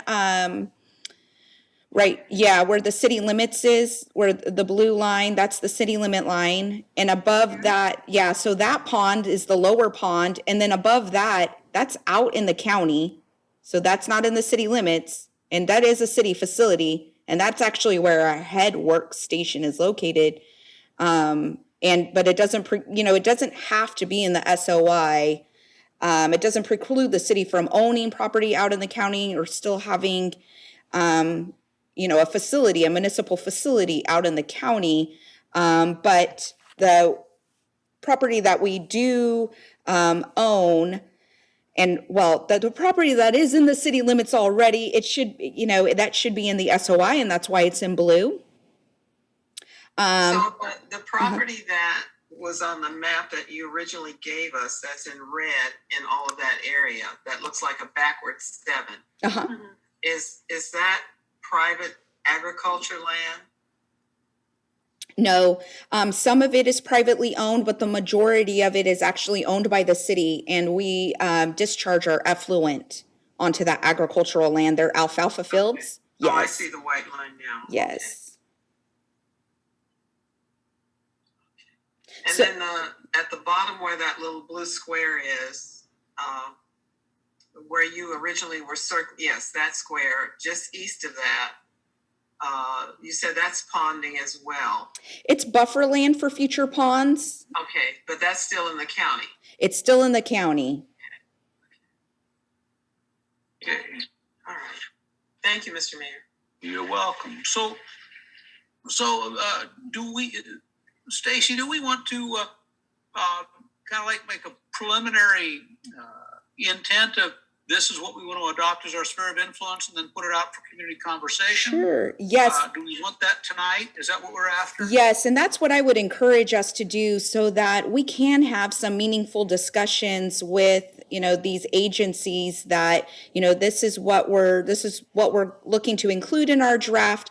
And I think Joanna's point is this isn't, by any means the final product. This isn't we're not asking you for adoption. We're just asking you if we can include this in our draft plan. Mr. Mayor, one other question. Okay, very good. Also, could sure, Ms. Lewis. You go on, ask yours first, because I think I can hold my thought on mine. If you want to ask yours, go ahead. Looks like the mayor froze. Okay, I'll ask the question. Stacy, Agreed with me if we could also. on the urban growth boundary, which is, I'm looking at the southern part. Yes. We have the city lines, which kind of jog around, and then we have the urban growth boundary, which is a solid yellow line. And I'm sorry. It's confusing. It's the dotted line. It's the dotted The line. orange dotted line, correct. Okay. So the solid line to the south is where we are right now as far as the sphere of influence is concerned. That's the one that was last approved in 1999. Okay, and then we have the dotted line, which is the urban growth boundary. And then there's movement down south of that, just on the northern end, it appears, of Copa de Oro Avenue. Mm-hmm. Mm-hmm. What caused us to continue to move the boundaries south? Sure. So I can answer that. So that was originally put in the 2030 general plan as an area that the city wanted to be consulted in, and then also plan for urban development. But then when staff back in before 2009, before the 2030 general plan was adopted, they had consulted with Merced County Farm Bureau. And so a concession with the Merced County Farm Bureau was that they would restrain the urban growth boundary up to Middle Road, which is like Phillips Road and Middle Road. And that's why the urban growth boundary is like halfway and the dotted line is halfway. And then you see the sphere even expand further. And then there's a gap between the dotted line and then the purple line, right, all the way down to Copa de Ora. And the concession that the city made at that time was to create a green belt buffer. So we wanted to be consulted in anything that was going to happen south of Middle Road. We weren't intending to have any urban development. We wanted to be consulted, but we wanted to keep that almost like in a conservation area. We don't intend to have urban development. We just want to be consulted when anything happens between Middle Road also and Copa de Ora. We feel that we should be consulted when the county wants to do plans out that far, but we don't intend to have urban development out there. Okay, and then lastly, there's it's like a little bite out at the southeast end of Copa de Ora on the east side. Is that because there's some water running through there? Is that why it's cut out like that? Yeah, like it follows and bite? It follows the path of the canal. So on the southeast, Joanna, at the bottom, on the other side of the other side, I believe is what Councilmember Lewis. No, so east, down. You see that notch out where the canal is on the other court towards, right there. That's what you're talking about, Councilmember Lewis? Yes. Yeah, so it follows, that's the main canal, and it just follows the path of that main canal. Okay, all right. Yeah. Okay, thank you so much. Thank you. One thing I really like is a large sphere of influence, but I want to make sure that we include in that, Los Banos has a vital interest in protecting our wetlands and protecting our agricultural land. Mm-hmm. And it's that balance that we need to continue. And as we go through this, I would like our documents to show that we have this sphere of influence. We want to be able to control these lands, not only because we want to be able to develop them, but we want to be able to prevent them from being developed beyond what they are and to keep them in natural and green state or wetland state. Mm-hmm. And then also we do know that from some annexation discussions, potential annexation discussions that took place a couple of years ago, that the Farm Bureau and the agricultural interests, I think it was a 1-to-1 mitigation requesting for any development, and so these need to be considered too. Yes. And so it's very complex, and that's why I'm very pleased to have this conversation tonight, and why I asked that the conversation include a lot of different dimensions, and that we weren't necessarily asked to commit to a whole lot of things tonight, because we still have some things to weigh. Right. So if Stacy, you want to, would you like to see if we get a motion from council to go ahead and put this proposal on the table with and see how that goes and see what council thinks? Yes. And if there are any modifications they'd like to make before that. Okay. So so the chair will entertain a motion to approve this proposal of the sphere of influence to be placed out for public discussion for future adoption after the discussion and all the other stakeholders have had their input. Mayor, Councilman Jones. Yes, Mr. Jones. I still have a couple questions regarding this layout here that I'd like to discuss. Sure. Absolutely. Okay, so on the north end, we were going all the way to Henry Miller, and that's being proposed to be pulled back. Is that correct? As far as the sphere of influence. So the sphere of influence will now be where the urban growth boundary is as well. and that was proposed where the bypass route is going to be, or are we still going all the way up to Henry Miller? Still a little. What this map shows, the areas in blue on this map, including the area up to Henry Miller, are areas that would be added to the 2030 SOI. So Okay. the current proposal would be on this map, everything that's purple and plus everything that is blue. Okay, and then That's what we would be asking for council to direct us to include in the draft general plan, or to tell us, how you would want to change that. okay, so on the north side, the northwest side there, the north corner there, it stops at Henry Miller and Badger Flat Road. And is there a reason why we don't go a little further to the creek? And that way, at some point, maybe in the future, we can make sure that there's nothing obstructing that natural waterway there. Sure, we can certainly, I think, entertain that. We were just using Badger Flat as, that natural or that boundary, but I think we can certainly entertain that and use the creek as that western boundary. Joanna, do you see what Councilmember Jones is talking about? Right there, yes. I see a squiggly line Yep. here. Is it this one going all the way down? Yes, yeah, you can kind of see the Correct. riparian strip the a little creek. bit. Yep, that's the And creek. here. Yes. Okay, and That's so the in creek. that red area there, that we're proposing to take out that red area from the sphere of That's right. influence. Yes. Is there a particular reason why we need to take that out? Going back to a regional route on the north side, the likelihood of the state coming in and putting a full-on bypass through is probably may not even be within my lifetime.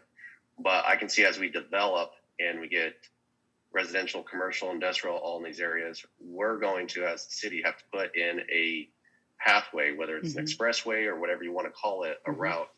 And I'd like to just make sure that if we're spending time to go through this map right now, we don't have to make any changes as we're going through and putting this, doing a northern, not a bypass, but northern expressway, let's call it that. And at the same point, coming back around, if we're wrapping around the north end and it's coming down on the east side to where Pacheco Boulevard is, if for some reason the state wants to come in many years after we get this expressway in and they want to put on and off ramps in and turn it into an actual bypass, we're going to need a little bit of land on the south side of Pacheco there for on and off ramps. And I don't know if that would be 500 feet south or 1,000 feet south, but we just probably need to make sure there's not going to be anything built there by the county that would prevent an overpass right there. Mm-hmm. So kind of how there was the clover cutouts on Volta and 152, we're going to need to make sure that's on the east side there, just right past our current development on the south side. Somewhere over here.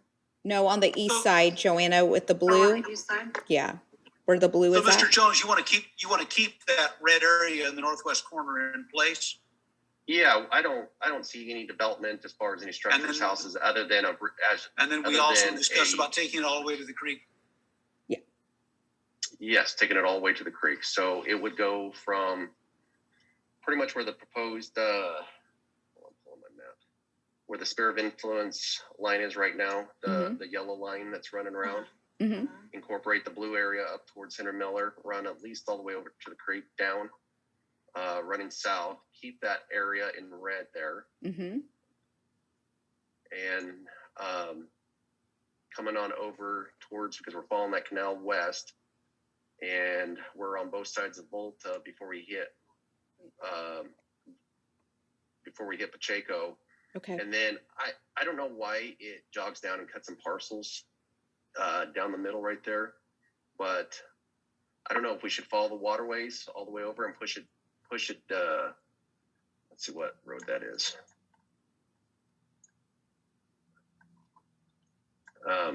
I don't know. It just seems a little choppy right there on the south side of Volta in 152, Mm-hmm. because it doesn't even fully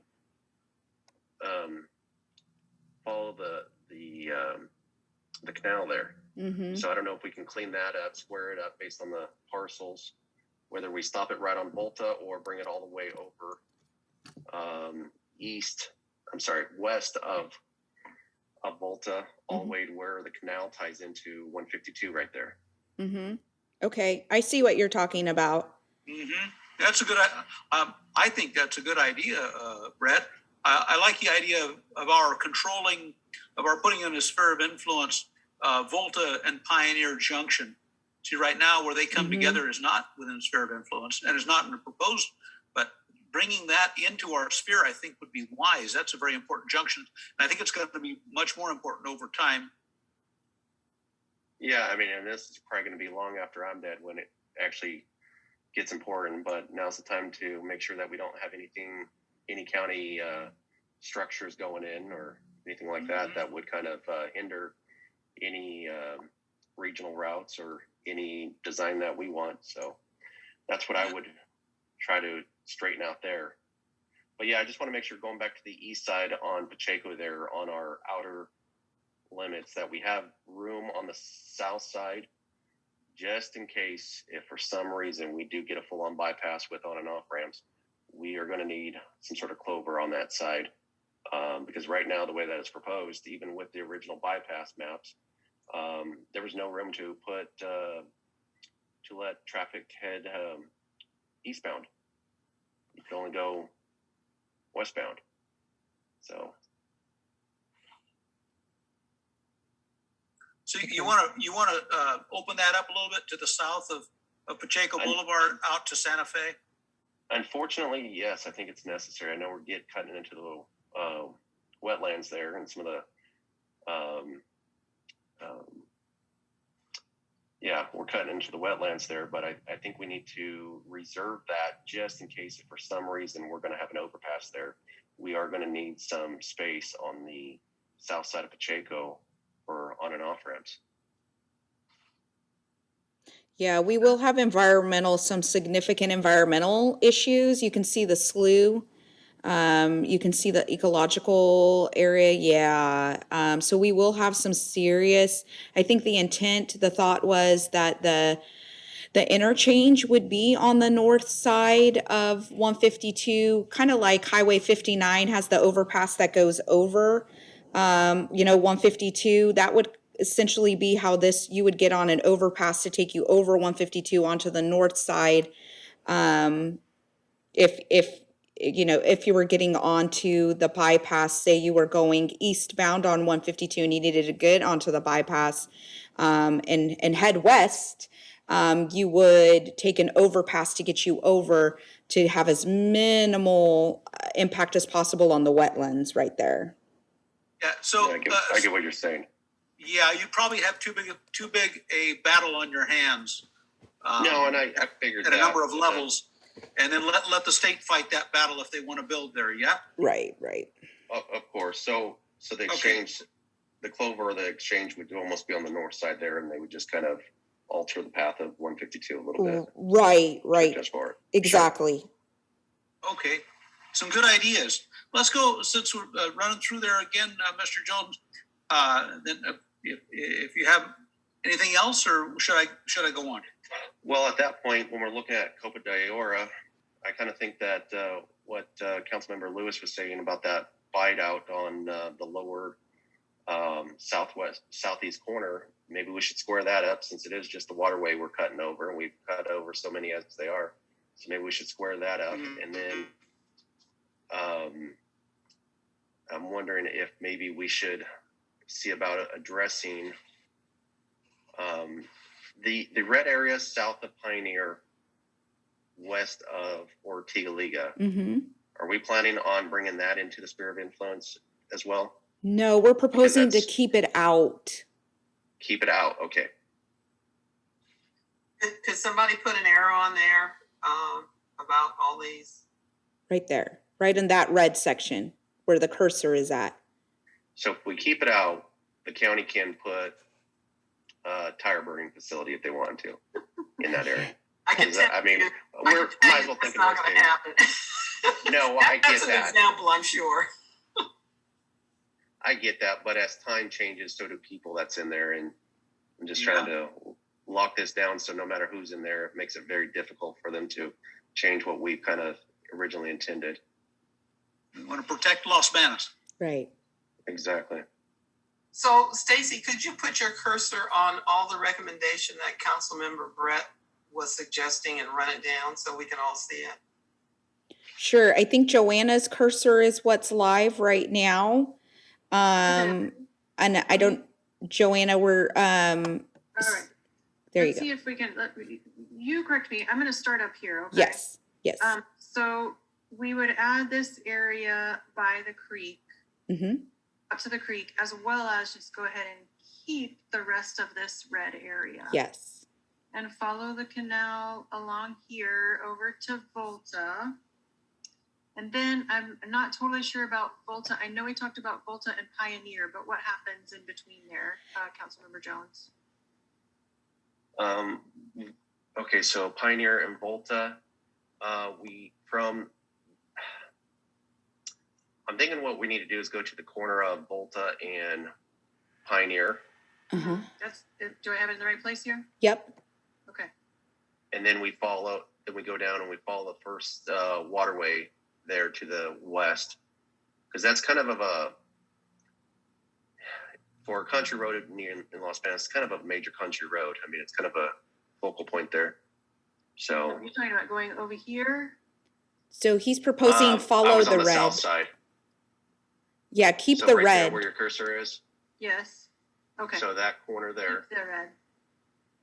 and then going up, just say one field, right? I'm sorry. I also have to apologize because my mouse keeps just vanishing off of my own screen for no reason. Okay, I'm not doing anything. It just disappears for me, so I apologize. Okay. Okay, so where Pioneer Road is heading west, yeah, Pioneer and Volta Road. Incorporate that little triangle, Mm-hmm. Yes. and then head north on Volta.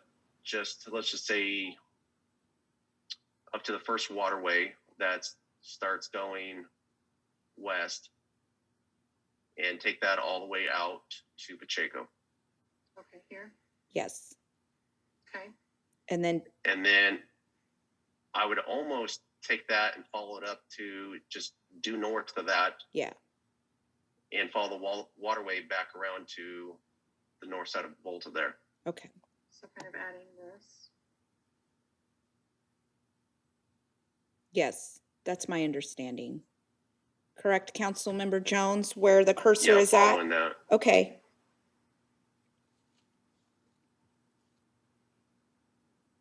So now that would not prevent if somebody had a property out there and they wanted to redevelop their property by adding in maybe, I don't know, a barn or a arena for rodeo or anything like that. It wouldn't hinder any of that, correct?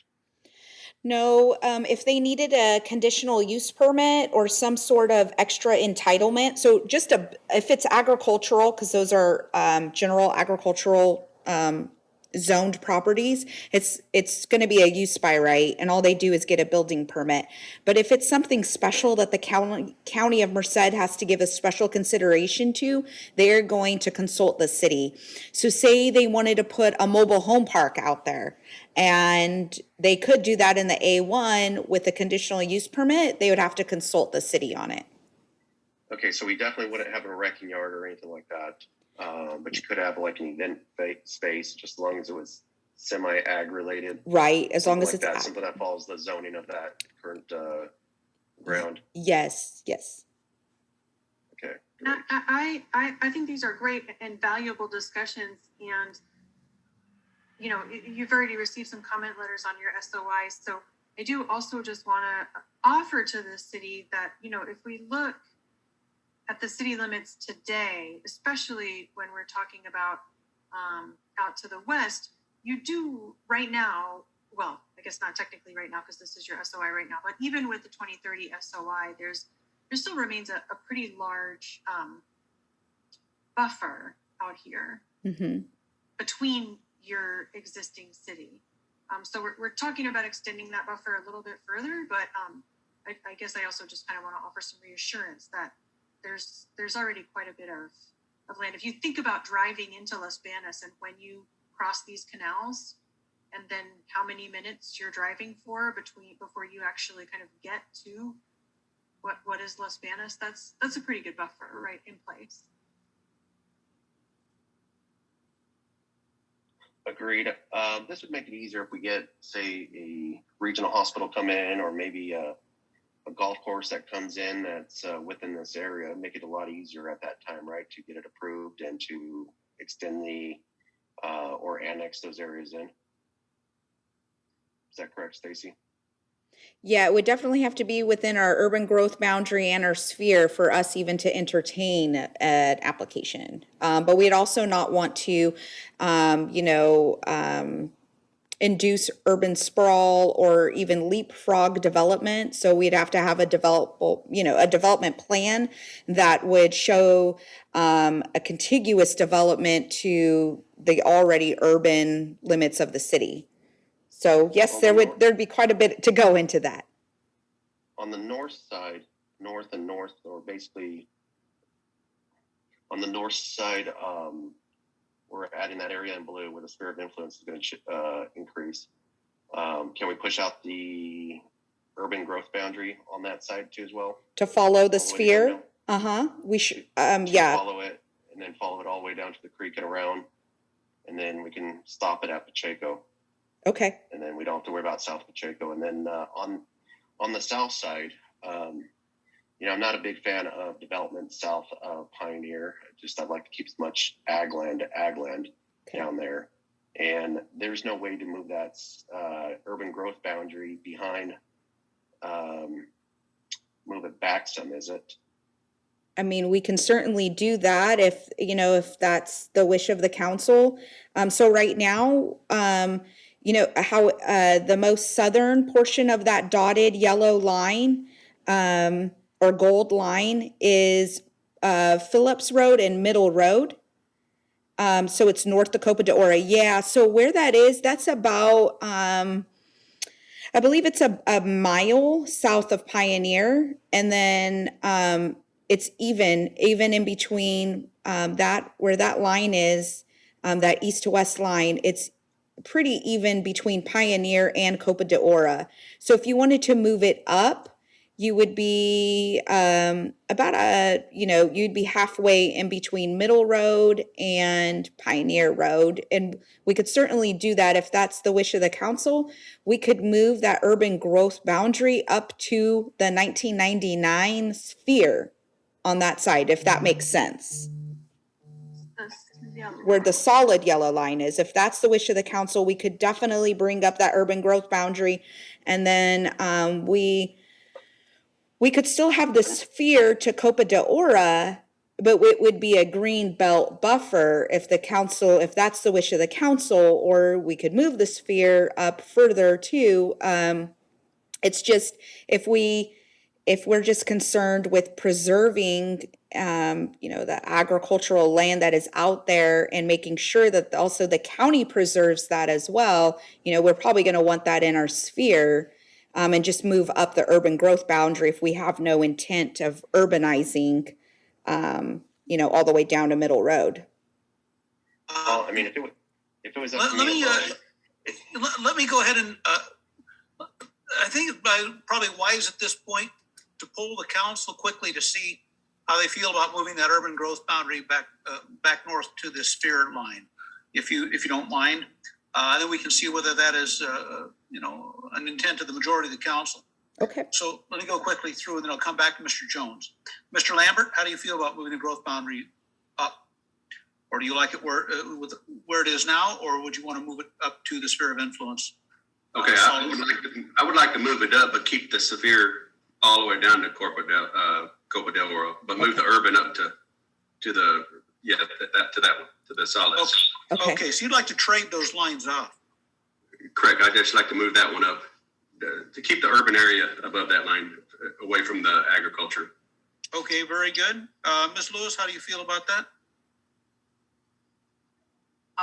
Yes, I don't want to see that dotted line be it's getting too close to current agriculture, and we need to preserve as much agricultural land as we can possibly in the city of Los Banos. So, I mean, if it were left up to me, I'd have it at Pioneer and in there. But, you know, if the council wants to keep it where it is, I don't want to see it go south of where the, what is that yellow line? The sphere of influence line?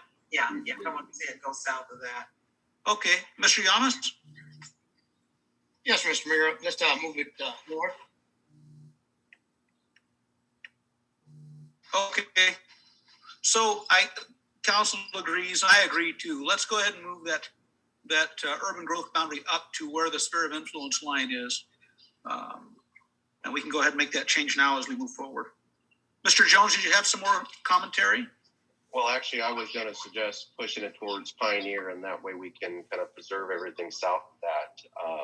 That was my recommendation, and I'm wondering if we'll get kudos or brownie points from the wetlands because we're trying to go north and take land up there and move that into the sphere of influence by swapping, if that would make things a little bit easier for the wetlands to kind of, I guess in a way, appreciate us for giving something back in return.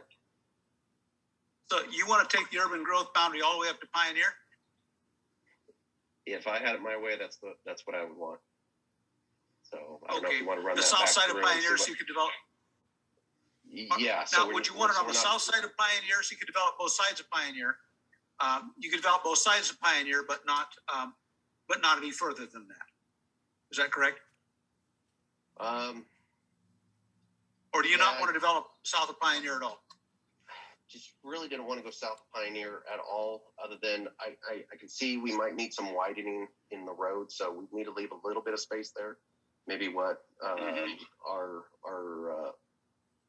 planning director feels would be necessary. Okay. But yeah, we just don't want to get a lot of big subdivisions and things like that south of Pioneer. I just see that Exactly. turning into a mess. Let's run that past the council again, see if we want to take it up another notch. Mr. Lambert? Well, are we able to split that in half, or maybe a little bit further, maybe just south of Pioneer, just a little, like Mr. Jones was saying, just enough to put the leadway that we needed. We could probably do about a quarter of a mile, because where you're at right now is probably a half a mile where Joanna's cursor is at, where the red flashlight.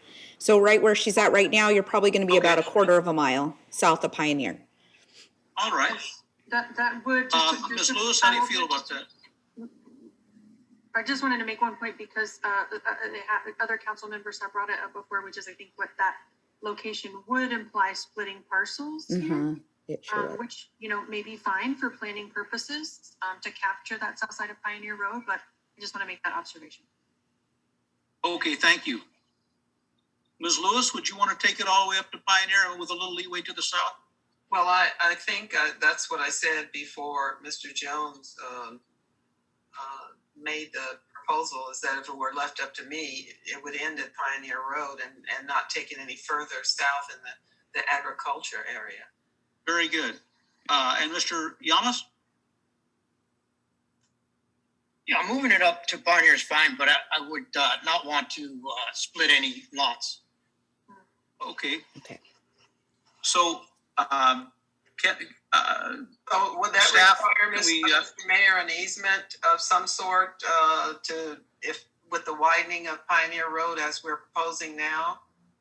Do we have the proper easements to do what we need to do now?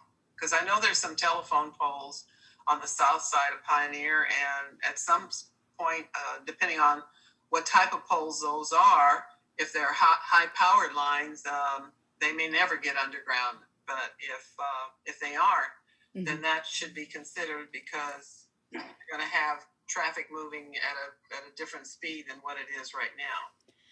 absolutely. Stacy? Joanna, we know what the ultimate build out is for Pioneer per our complete streets plan, per our specific plan. So we could, and so I want to see if we could do this from a GIS or from a mapping perspective, do the full width, which is I think 110 feet for Pioneer, to accommodate that right of way and use that as the sphere of influence and, well, also the urban growth boundary. It looks like not the sphere of influence. I'm sorry, I don't mean to confuse. The urban growth boundary line would encompass the full right of way for Pioneer, but it would not go beyond that. Joanna, would that be something we could do within mapping? Yes, I understand that. Okay.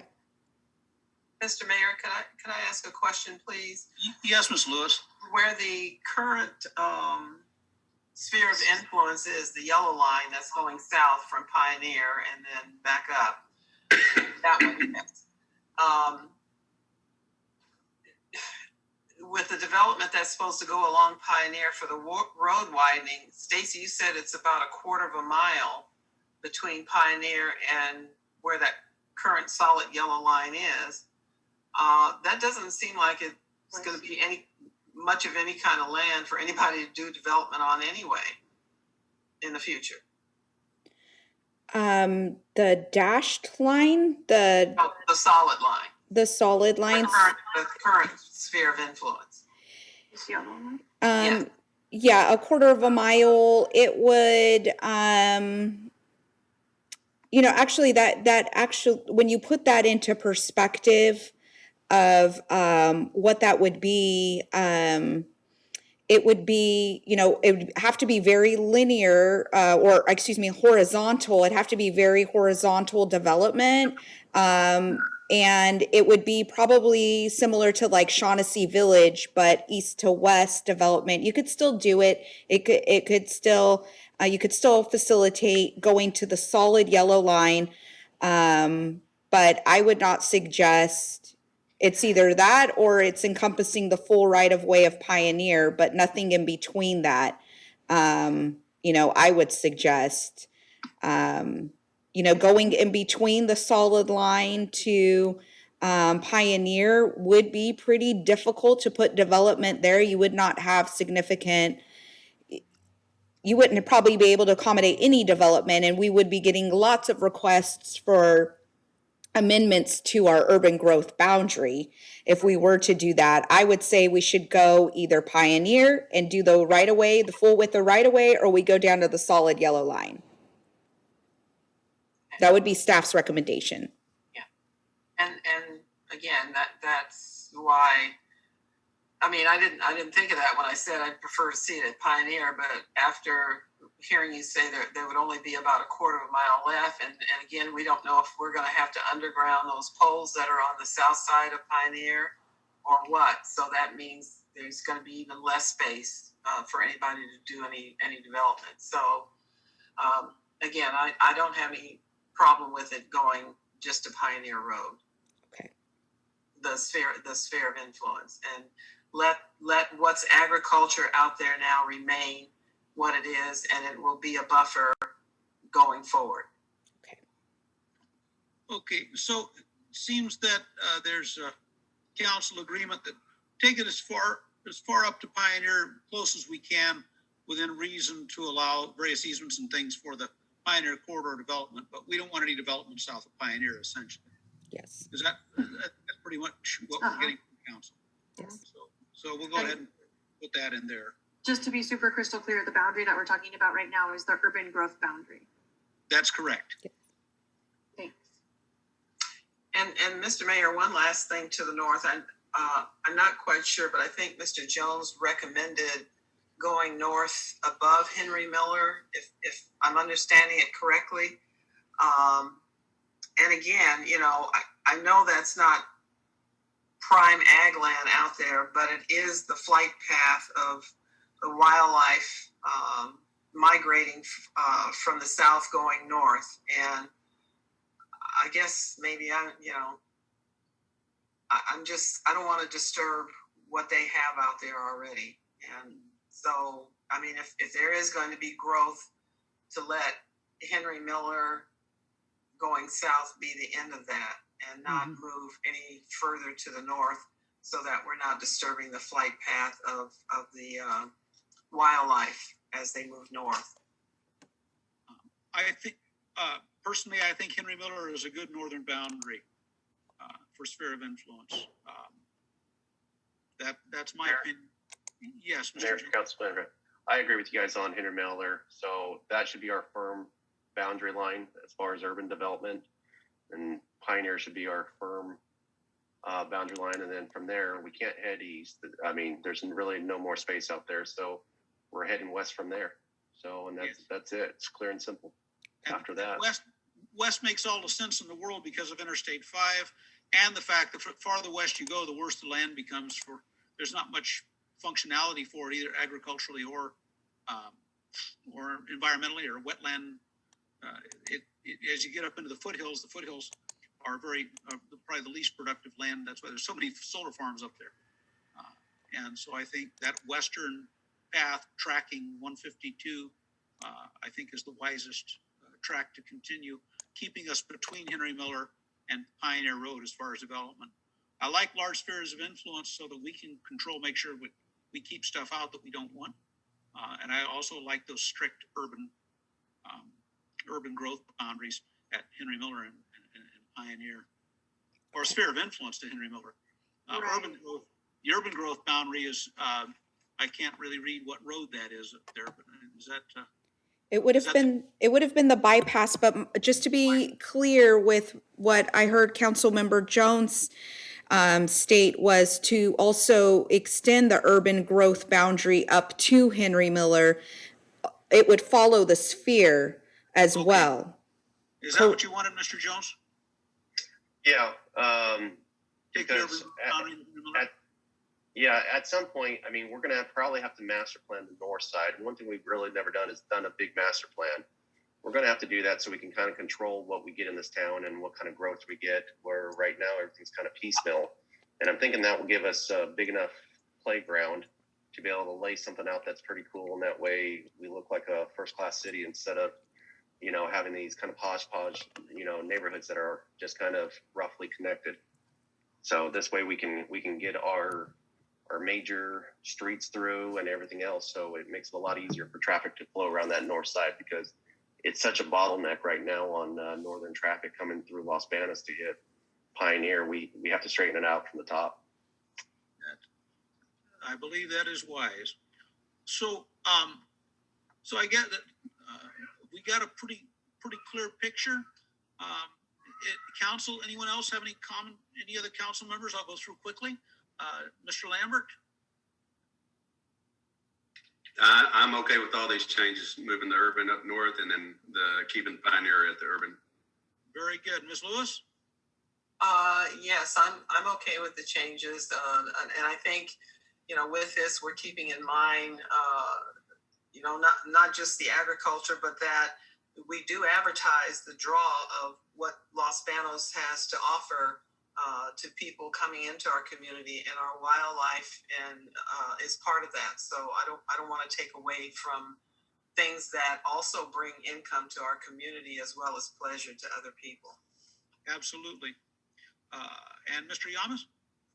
I concur with the changes. Thank you, Mr. Mayor. Okay, so staff, you have a pretty clear idea where to take the sphere of influence now? Yes. Yes, thank you. Thank you very much. What a wonderful conversation. I love it. And so that's going to take us to annexation discussions. I don't need a break, but I don't know if anyone else does. Would anyone like a break? If not, we'll just keep going. I don't need one, but I always ask. All right, hearing none. Plow I'm forward. gonna stop sharing now, and so that I can open the document on my screen that has the annexation policies that were in your packet, so that we can just look at them together. Okay, thank you.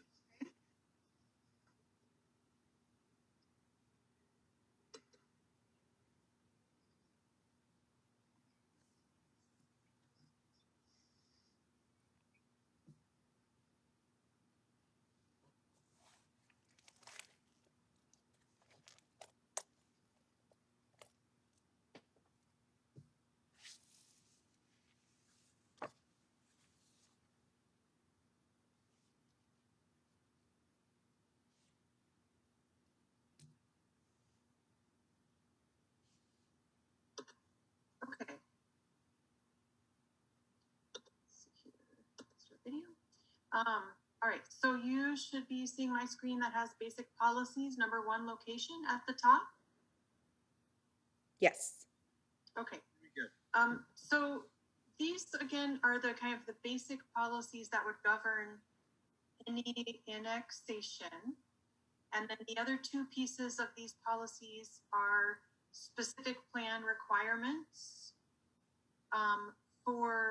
This is about every specific plan, and then residential specific plans and industrial specific plans, industrial and business park specific plans. So you could certainly have a single specific plan that would include areas for both business park and residential uses. And so those specific plans would need to do both of these things. This is not saying that you have to prepare separate specific plans for different land uses. In fact, that would not be recommended. But the components of the specific plan that address residential uses or industrial uses would need to meet these criteria that are listed here. But I think maybe starting back up from the top in terms of just basic policies about any land that someone would like to propose to the city that the city annex, what the city would look for in terms of its consideration of that annexation. That the land would have to be contiguous with the existing city limits and within the urban growth boundary that we just looked at, entirely within the urban growth boundary, and at least 75% within the sphere of influence. It would have to be consistent with the general plan, and any proposed project would need to be consistent with city development standard, obviously, if land's going to be brought into the city. Then land needs to annex to the city before the development is approved. And then the land needs to be served by city utilities. So you wouldn't be allowing any new wells or septic within land that's on within the city limits. And conversely, the city would not extend city services or city utilities to new land until or unless an annexation is approved. And the city would have to find that there is adequate water supply and adequate wastewater treatment capacity before moving forward with that annexation. Similarly, the city would have to find that there's adequate ability to serve the development with police and fire and public safety services. And new development would have to fully mitigate any impacts to city services and infrastructure. That's what these basic policies say. So we're interested in the reactions to these. Could I just ask a question, please? Yes, Mr. Lewis? Thank you, Mr. Mayor. When you say that the development would have to fully mitigate, trying to find that sentence here, fully mitigate the project they want to build. Could you give some examples to us of what you mean by that? Sure, and the city can probably speak to this as well. I think this is a pretty typical part of considering and approving new development. So a lot of times this is addressed through development impact fees that the city might have in place. Or in terms of infrastructure, that might also be building infrastructure that's needed, whether that would be, especially on-site infrastructure, things like roadways or stormwater drainage, or et cetera, that are going to serve the project directly. And then in terms of impacts to police and fire services or parks and recreational services, that's most typically accomplished through payment of impact fees. So if a project's being built in one part of the city, and I know in bigger cities they often do this, where a developer may come in and want to do a project, but there's something else in the city not directly around that project. It may be on the other side of the city somewhere else that needs to be mitigated. And the city tells that developer, if you want to build this project, we need to have this on this side of town mitigated and taken care of. Is that something that is still in existence and can be done?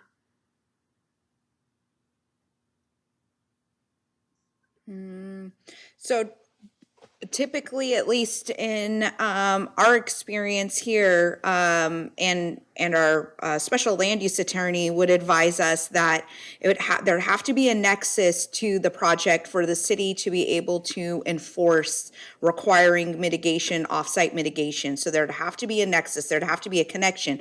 So for traffic, that's typically an easy one to do, to mitigate traffic. So that, there would be a traffic signal, and that's because the traffic study says that your project is impacting this intersection, even though it's way far away from your project, that's an easy one to say, where the nexus is connected.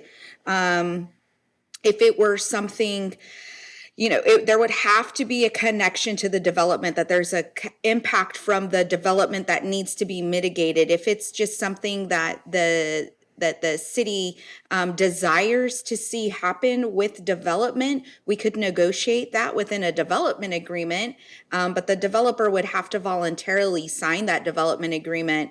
The city wouldn't be able to force them to build, say, an aquatic center when that's going to serve the entire community.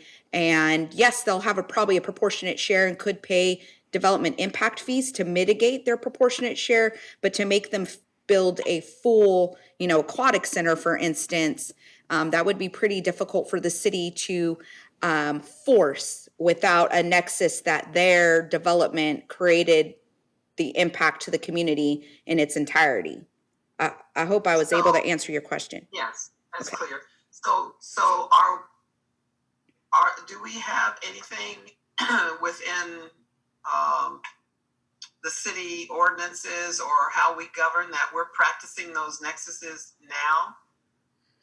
Yeah, so we do use our development impact fee schedule, and our study was adopted in 2020, January of 2020. So we have a list of projects that those fees get applied to, a list of projects. And then in addition to that, for annexation specifically, we do have a community amenity fee. We have $5,000, and that is per unit.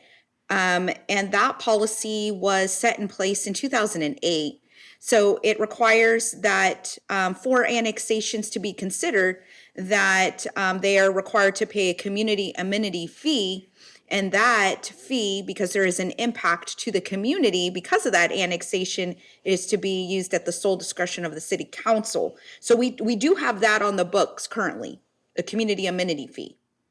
And I know this is way off track from what we're talking about, but I would hope that if, just with the cost of building and everything that's gone up, that at some point we could look at those fees and see if we're on target or if we're way off base and need to adjust going forward.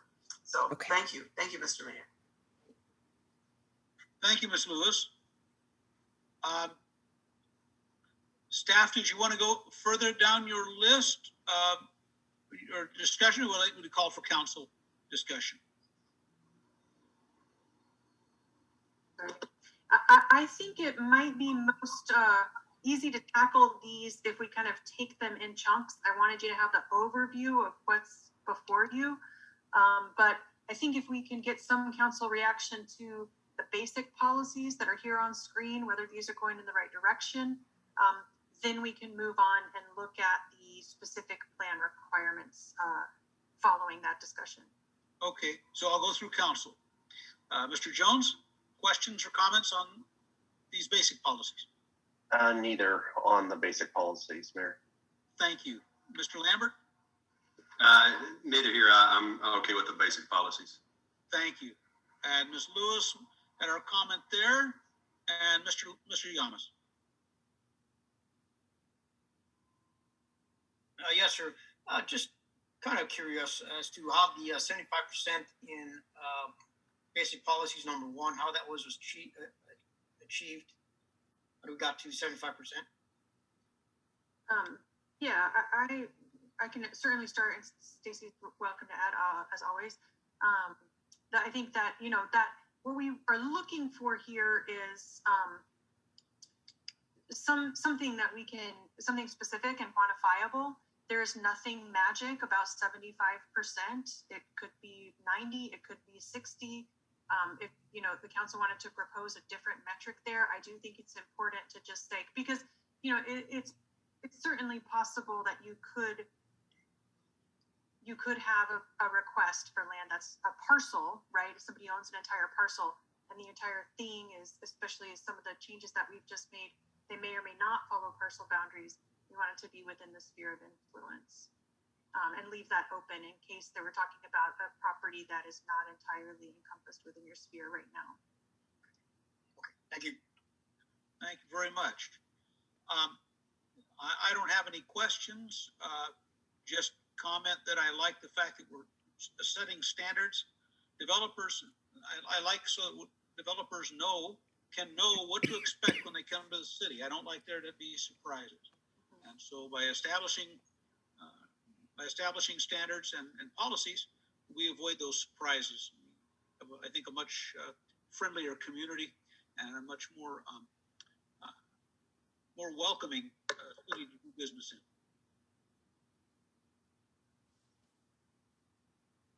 Okay. So yeah, we can. Do we want to go on now to specific plan? Great. So I think you guys understand the points that we were making earlier about the advantages of preparing a specific plan as opposed to other types of documents. And this, so we have kind of, again, specific plans, what all specific plans would be. So require that a specific plan is the type of the document that would be prepared. And again, specific plans must be consistent with the general plan. So the general plan remains the guiding document. The specific plans would need to be prepared for the entire area that's proposed for annexation. So if you have a larger area proposed for annexation, you wouldn't let, you know, one parcel or one project within that area build out prior to or in the absence of a specific plan. And so these specific plan contents, again, are mostly driven by and reflective of statute that governs specific plan requirements, with just a little bit of specificity here. So very much focused on land use and circulation, of course, and connecting the existing roadway system into the new specific plan area. And being very clear about where new infrastructure is going to be located and how it's going to connect to existing infrastructure and facility. There are requirements here for design guidelines just to explain, to express what new buildings are going to look like, both public and private, and also landscaping and parks and other types of improvements. An analysis of school needs and identification of school sites, provisions for development phasing. So, you know, when you're looking at a larger piece of land, it doesn't all build out at once. Provisions for minimizing conflicts between new development and agricultural uses. Again, just more specificity about analyzing the adequacy of services and facilities and how new public services and facilities are going to be funded and when any new improvements are going to be built to serve that new development. And then finally, implementation measures, including a public financing plan. And want to make sure you see this requirement for a fiscal analysis. So this is an analysis that would evaluate how the new development would affect city costs and revenues, specifically in impacts on the city's general fund. So I do want to be explicit here that this is some pretty specific and detailed material that your applicants will be required to provide. Okay. So we want to go through questions and comments from council now, Ms. Jensen? Certainly. Yeah, I think maybe it would be helpful to kind of hear your thoughts and reactions to the overall specific plan requirements, and that might streamline the discussion of the residential and industrial specific plan requirements to follow. All right, Mr. Jones? No questions or comments at this time, Mayor. Very good. Mr. Lambert? These are our current specific plan requirements now too, right? The city does not have specific plan requirements currently. Okay. Okay. But this is what's going to be moving forward though, correct? This would be put into the draft general plan for consideration and then, ultimately adopted as part of the general plan. Okay, gotcha. And it will be on the application if we adopt it, go on the And so, application. so then, once if the new general plan was to be adopted with this language or similar language in it, that's what, future annexation applications would have to include. Okay. Thank you so much. Very good. Thank you, Mr. Lambert. Mr. Yamas? Mr. Mayor, no questions or comments. Thank you. Okay, thank you very much.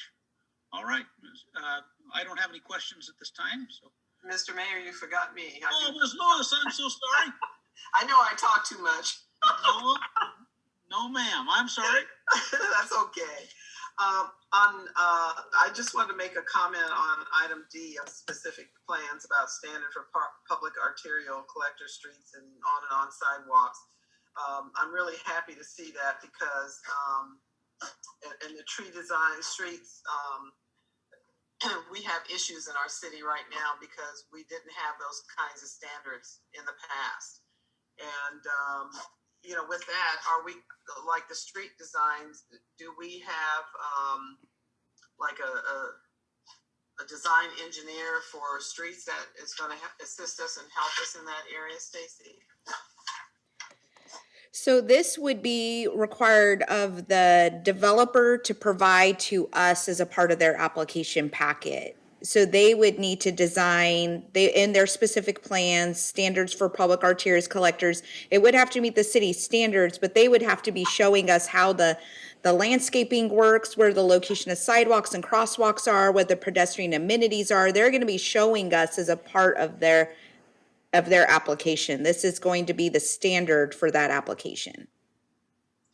Okay, so where does the city come in for setting some new design standards for these developers? Because Sure. These things are in there, but we have to be able to tell them what we want. Right. So at a minimum, they're going to have to be at the city standard, which are standards and improvements specifications. We are currently working on updating them. Our acting public works director is updating our current city standards. So at a minimum, this development would have to meet that city standard, but it doesn't stop them from going above and beyond, maybe something better. The city standard would be the minimum standard, and then they would design their street network and pedestrian and bicycle connectivity. They would need to show that on their plan. And then in that section, the last one I have is letter I, where it talks about analysis of school needs for specific planned areas. Could you maybe explain that a little bit better? Because I didn't think we had any say on what the school district did. Sure. So, Joanna, I could take a stab at this. So currently within our general plan, we do have areas designated for school sites. And back with the 2030 general plan, those sites were identified and worked out in partnership with the school district. Now, you are right. The city does not have jurisdiction of where a school, which we've learned, where a school can be placed if it is not consistent with our general plan. They can come to us and ask for findings that we would make it consistent with our general plan, or we would amend our general plan. But in a big specific plan, and that's, in an area, in a large area, we would want to make sure that they are providing for schools, and that if it's an area that's designated in the general plan as a school site, that it's identified within the specific plan for a school site. It's going to have the necessary financing identified to how to build that school. You're not just going to identify, oh yeah, this land is reserved for a school, but have no no plan of how that school will be built or what costs are needed, that your project would need to provide mitigation to build that school, because your project is creating the impact on the school district. There needs to be a plan. And so that's basically what I is saying. You need to analyze the school's needs, designate where a school site would be required, work that out with the school district, and then have the necessary provisions to how that school would be financed. And if that means that your development is going to be paying a higher mitigation fee, you need to work that out with the school district. Thank you. Mm-hmm. Thank you, Mr. Mayor. Thank you. Staying there on item I, it almost seems to be in a bit of opposition with SB 50. The provision, particularly the provision for necessary financing of school facilities. Now, we have always been advised that SB 50 prevents us from asking for anything more for the schools than the statutory rate. And so is this wording in the state code? And if it is, I think there's a little bit of conflict there between that and SB 50. Or am I wrong in how I'm reading that? I definitely understand the concern about a potential conflict. I think, you know, what SB 50 presents itself as, that the payment of impact fees is considered full mitigation. And so by the same token, I think that necessary financing is the payment of those impact fees, that are limited by SB 50, regardless of the school district's determination of whether or not if that amount corresponds to what it's actually cost to build the new facilities. So, but I think your point is well taken, and we can certainly revisit the wording here to avoid any confusion in the future. Like you, and certainly defer to your city attorney, but I'm also not this policy is not intended to be a mechanism, and nor do I think it's possible to create a mechanism to extract something over the SB 50 limits. Okay, thank you. So in this context, the necessary financing is the statutory limit, and that's the way it should be accepted. Correct. Okay, thank you very much. All right. And so then we'll go to, let's see, I've lost track of Mr. Yamas, is that right? Or? Well, I have no comments, questions. Thank you. Okay. Mr. Mayor, you're muted. Fat fingers. So, council, have I missed anyone on this segment who would like to chime in? If not, we'll go ahead to the next segment. All right, carry on. Okay, the next segment is about residential specific plans. And so again, really this is about specific plans that are addressing residential development for that category, for that land use category. These would be the expectations.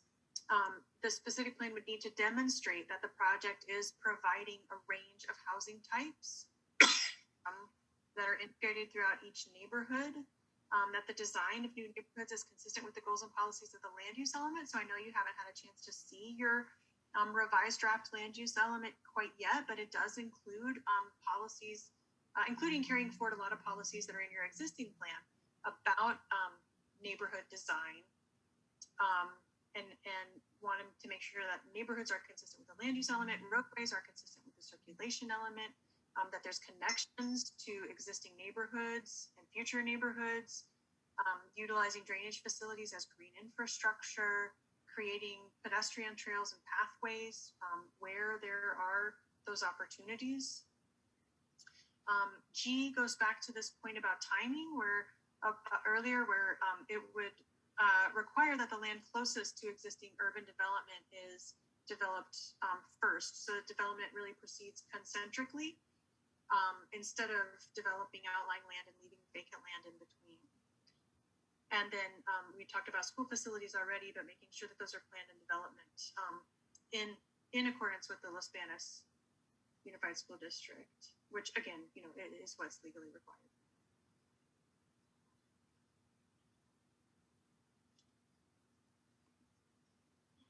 Okay, so run through the council on residential specific plans. Mr. Jones, No comments. thank you. Mr. Lambert, Nothing here, Mr. Mayor. thank you. Ms. Lewis, No comments, Mr. Mayor. thank you. Mr. Yamas, No comments, thank you. very good. Thank you. Okay. No comments or questions from me on number 10. Thank Okay, you. great. So again, for industrial or business park areas, specific plans would need to make sure that they're minimizing conflicts that can be generated by industrial development and including use of buffers, providing services and amenities for employees on site, coordinating with adjacent industrial development and coordinating roadway and infrastructure improvements, and then providing infrastructure that's needed to serve the new development on site, or as we've been talking about, contributing to a fair share of off-site infrastructure improvements. Very good. Okay. Council, questions on industrial specific plans. Mr. Jones, No questions, Mayor. Mr. Lambert, No questions, Mr. Mayor. Ms. Lewis. No questions, Mr. Mayor, but I do like item B of number 10, especially in regards to providing childcare, on-site childcare and recreation for the employees. Thank you very much. And Mr. Yamas, Mr. Mayor, no comments, thank you. thank you. I too like these provisions for services. Of course, I always like when policies are laid in place. I like when the rules are clear, and then it makes for, as I said earlier, a much friendlier working policy. All right. That concludes our discussion of the annexation policies. And so I think the last item that we wanted to get council initials reactions to tonight was this question about annexation requests that may come in over the next several months in the interim period before you have your newly adopted general plan in place. And so I think staff is interested in hearing at least some initial discussion from the council about how we could or should consider those possible requests. So you have some different options, and definitely want to leave the floor open for you to come up with additional options beyond what's all listed here on the slide. But we could allow all requests. And please understand that any request that comes in today, the policies you just looked at are not in place yet. Those are not adopted yet. So they wouldn't have to comply with any of those policies. We could ask applicants to wait until after adoption is completed. And we could set some sort of threshold. Okay, if you're just a small annexation, we'll consider that. But if you're anything over 5 acres, 10 acres, 100 acres, whatever you want to say, we would like you to wait until after general plan adoption when we can get these policies in place. So those are some ideas we've come up with already, and you may have other additional ideas. Before I go to council, I have one question of staff, and that is on item B, until after adoption. Now, is that after it's completed the process of having gone through LAFCO? The entire general plan has been adopted by LAFCO? Sorry about that. Go ahead. Adoption is referring to the general plan adoption. And that includes final adoption, meaning having gone through all the steps. For your general plan, you get to adopt that by yourself. LAFCO doesn't have a role in that. So this is, and I apologize, I probably could have worded this more clearly in B. This would be asking all applicants to wait until after general plan adoption, after the city council has adopted your updated general plan. Okay, so very good. So that clarifies for me. So I'll go through council, and if council has a recommendation, each council member, if you have a recommendation of which one of these, or if you have another suggestion of your own. Mr. Jones? Yes, Mayor.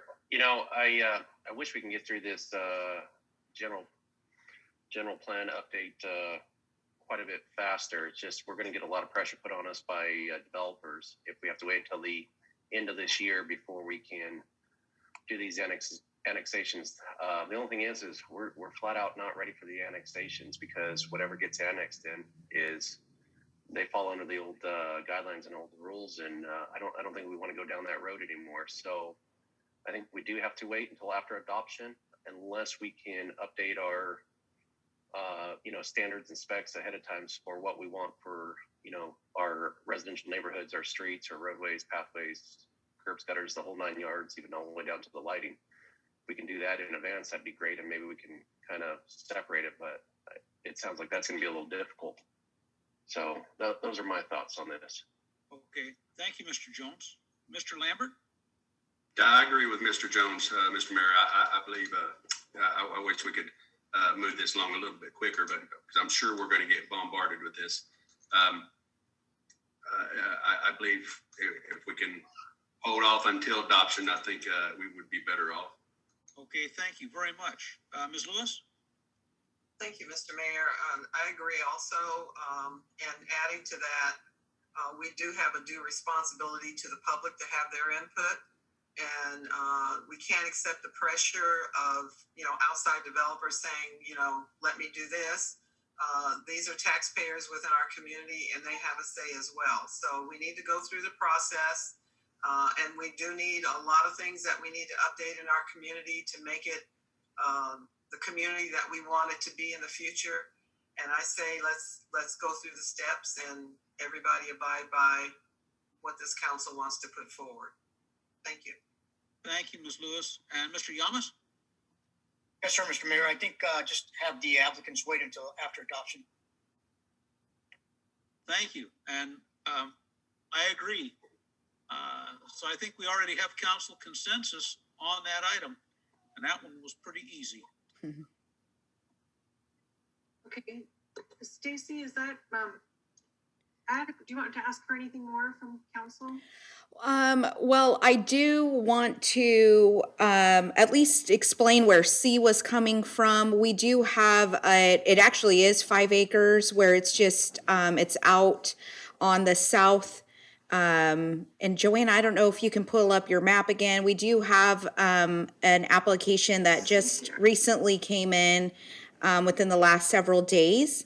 It's on the southwest corner of the city. Do you see where the white line where the city limit line is along Pioneer Road? It cuts it at 45 degrees. There's a little 5 acres right at where Pioneer and that 45-degree angle meet that a parcel is cut in half.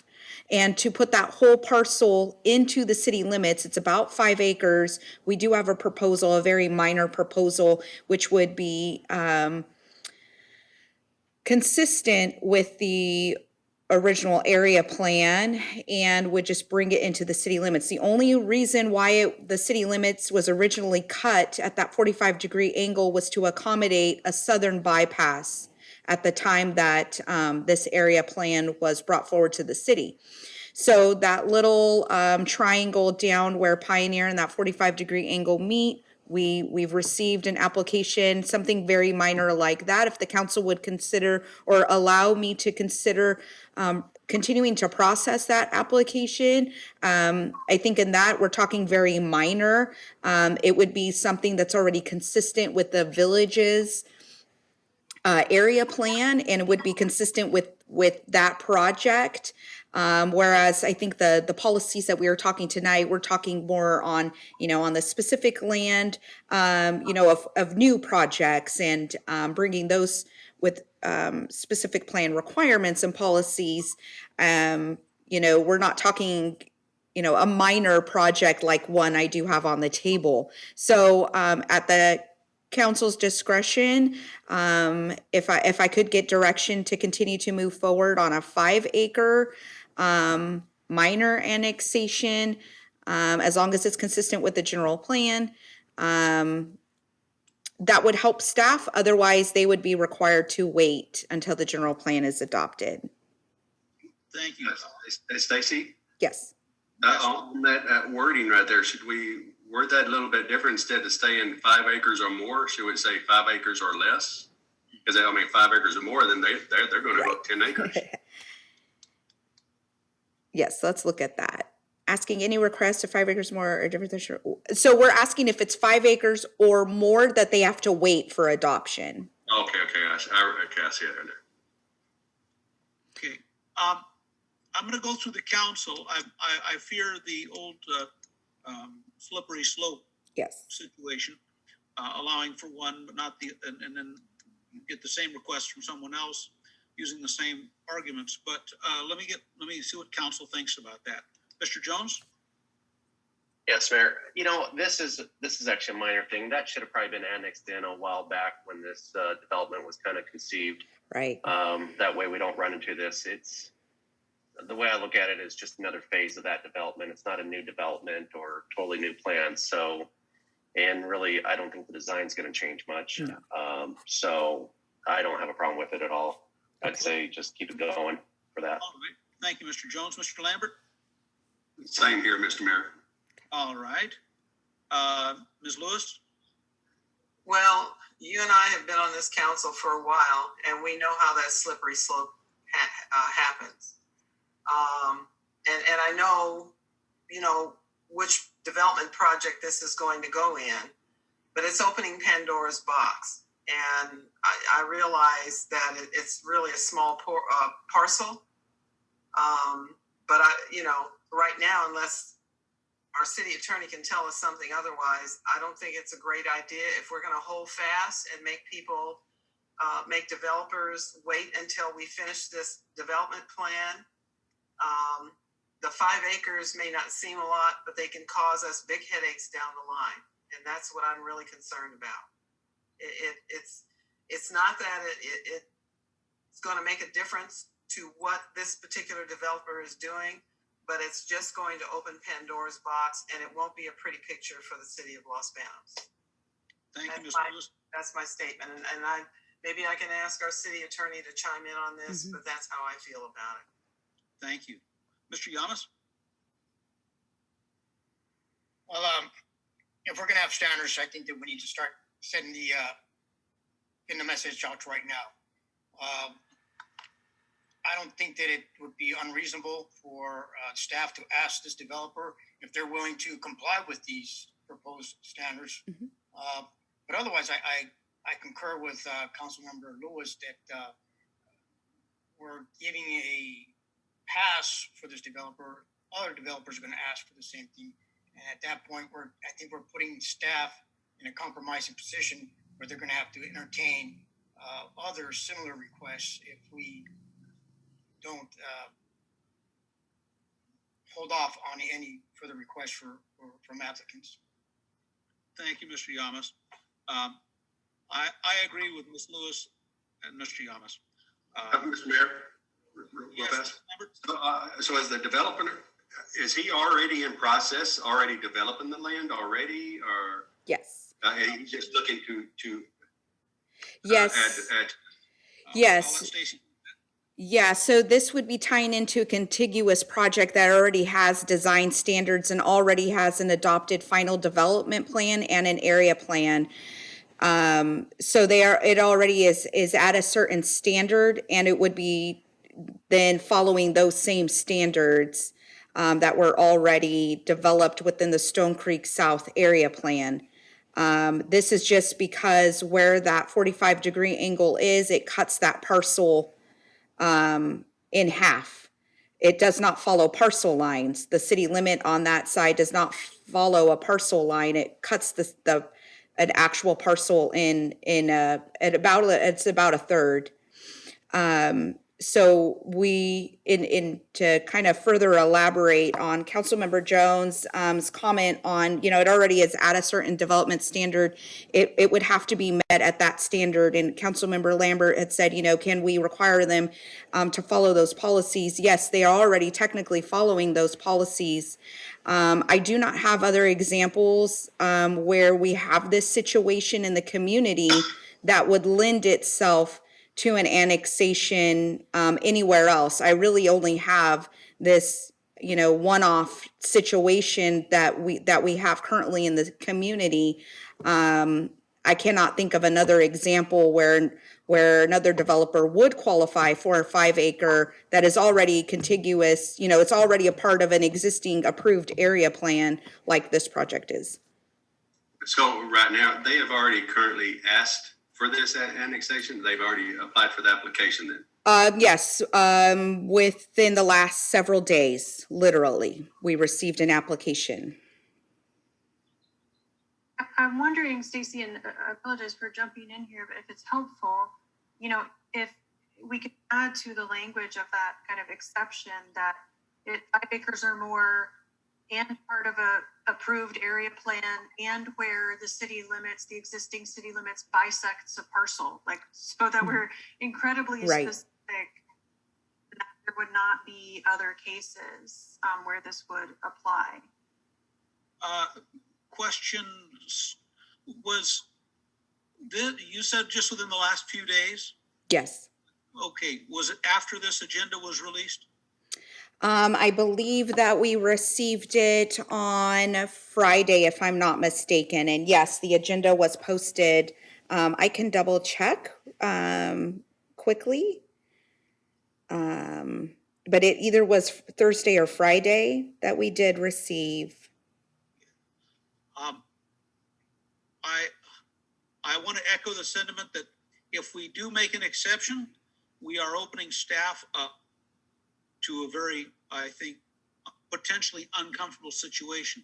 Because although this is a small exception, I've been a teacher for a long time, and I know a lot of people who have to manage people and know that, you let them do it, why not us? And that would put you in a very unpleasant situation, very uncomfortable situation. And I think that if we hold the line and say, no, we're going to wait, do no annexations until this is done, then that's going to protect our staff as well. And that's how I feel about that, because just knowing human nature, that's my opinion. Okay.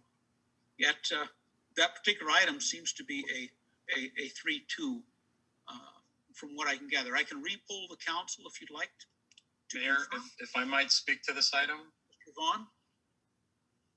So I think we'd have to take a closer look at this item. I think applications that are made during this period of time, the city may have an obligation to process the applications.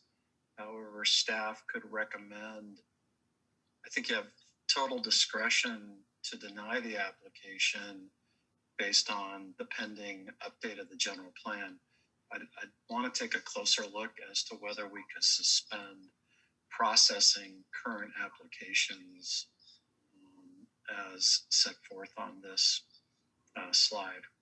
Okay. So in other words, I think you have total discretion in terms of annexations, so on and so forth. And I think you would have discretion to not approve the annexation based on your pending general plan. Because you notice the language here is asking applicants to wait, it's not saying directing staff not to process the application. So we might want to take a closer look at what our obligations are to actually process it. You have at least one annexation that I know of, 2 annexations that I know of that are probably 50% or better through the process. Mm-hmm. And I'm not sure that at this point, because you have a general plan update pending, that you can deny continuing to process those applications. You may have the discretion to deny the annexation request when it gets to you, but the processing of it is a different question. Would you recommend we continue the item until you can research it further, Mr. Vaughn? Yeah. Joanna, do you have any input into that? Well, I think your point is just the point that I was going to make, which is, we're very deliberate in the wording here about asking the applicants to wait. As far as I know,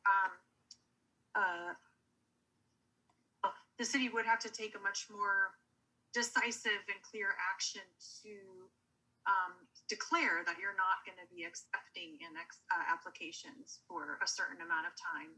And that was not the action that we're trying to get to tonight, but just give direction to staff so that staff has the grounds to go back to applicants and say, we have direction from our council to ask you as the applicant to withhold this annexation request until such time as we can adopt the general plan and provide guidance about the council's expectations for future development. Now, whether the applicant would cooperate with that request is kind of a second and further step that we're not venturing into with this particular request. Okay, My point exactly. all right, so, So, Mr. Mayor, may I ask a question before Yes, we Ms. move Lewis. forward? And I, I see the city attorney's statement about asking is the key word here. And if the applicant says, no, I don't want to, then we're put in a position of saying, what do we do? You either do it or you get sued. So, Well, no, clearly the city council has absolute discretion as to whether or not they want to annex properties into the city, and staff makes recommendations on those applications, and the staff recommendation could be to wait until the general plan is adopted before you approve such an annexation. So I think you have tools that you can use, and the applicant is risking spending a lot of money and going through a very expensive process to get to the end, to have your discretionary decision be, we're not gonna approve your annexation application till we see what our new general plan looks like. I'd like an opportunity to flesh that out. I think the direction of the council is pretty clear from your discussion. I'm not sure we need a hard and fast motion or vote tonight, and that maybe this is something we can bring back to you at a later time. That sounds good. thank you. well, if we have an application in the making right now, I think we need to get this back to the council as quickly as possible. Well, I because think you have more than an application in the making. You have applications that are more than a small step through the process, and it's those applications that are of concern. Well, we were told, I guess we were just talking about one possible application, for a pie-shaped piece of land that could have been brought in at the initial request, but was left out because a bypass was supposed to go there. Yeah, So, I know of 3 annexation applications that are pending in the community development department Mm-hmm. in various stages. So council, do we want to, So you can choose B and say, staff, we'd like you to ask all applicants to wait until after the adoption. There's no downside to that. The question then becomes when an applicant says, no, I've already spent $500,000 or $600,000 processing this application to this point, I want it processed to the end. That's where you have the issue. but you're speaking of an applicant who probably had that application in before this agenda came out. And I think that's what I'm the talking bigger- about applications that are years old, actually. Yeah, so that was long before this agenda came out. This application we're talking about right now came out after the fact that this item was agendized. So we've got a couple of dilemmas here that need to be flushed out to the council for us to make a solid decision. Yeah, I think it can be done rather quickly. We can get you a memo on that as to based on these 3 options, what's the best way to proceed, and what are the outcomes of proceeding in that way. Hey, Mr. May, I'll give it back to you. So it's my understanding once an application is made, we cannot deny the processing. I don't think I'm wrong about that. And that's why this wording says asking, not stopping the processing. But like I said, it's a very strong signal to an applicant if he or she is told that the council is asking applicants to wait until after adoption as to what will happen when it finally reaches city council if the general plan has not been adopted. So, That's all I'm saying is I don't want you to misunderstand that as to what the effect of you directing us to ask applicants to wait until after adoption of the general plan update, what that might be. so then, Mr. Vaughn, you want to work with staff and come up with a memo that'll kind of give us, I'd like to have something in place, I think a lot of council would, that we can say, this is our policy. And if our policy is asking them to wait, and that's all we can do, fine. If not, whatever we can do, it's obvious that council wants to have a policy in place, and that we would prefer not annexing any property until this general plan's been adopted. So whatever, policy could be worked up that way. Also, I don't like the idea, once again, I've said it before, I don't like the idea for, a developer to come up and apply for something and then go through the whole process and then be surprised by anything. I want to make sure that it's really clear up front of how everything's going to happen. Of course, let's just. So I think this slide can be dealt with separately from your workshops and so on and so forth. So I think from the discussion, I have a sense of what the council would like to see. I just want to make sure that I understand and Stacy understands what the direction is so that you're not surprised when you get an application that makes it all the way up to you. And so I want to be able to educate the council on exactly what asking the applicant to wait until adoption means. Okay. In terms of the practical aspects of that.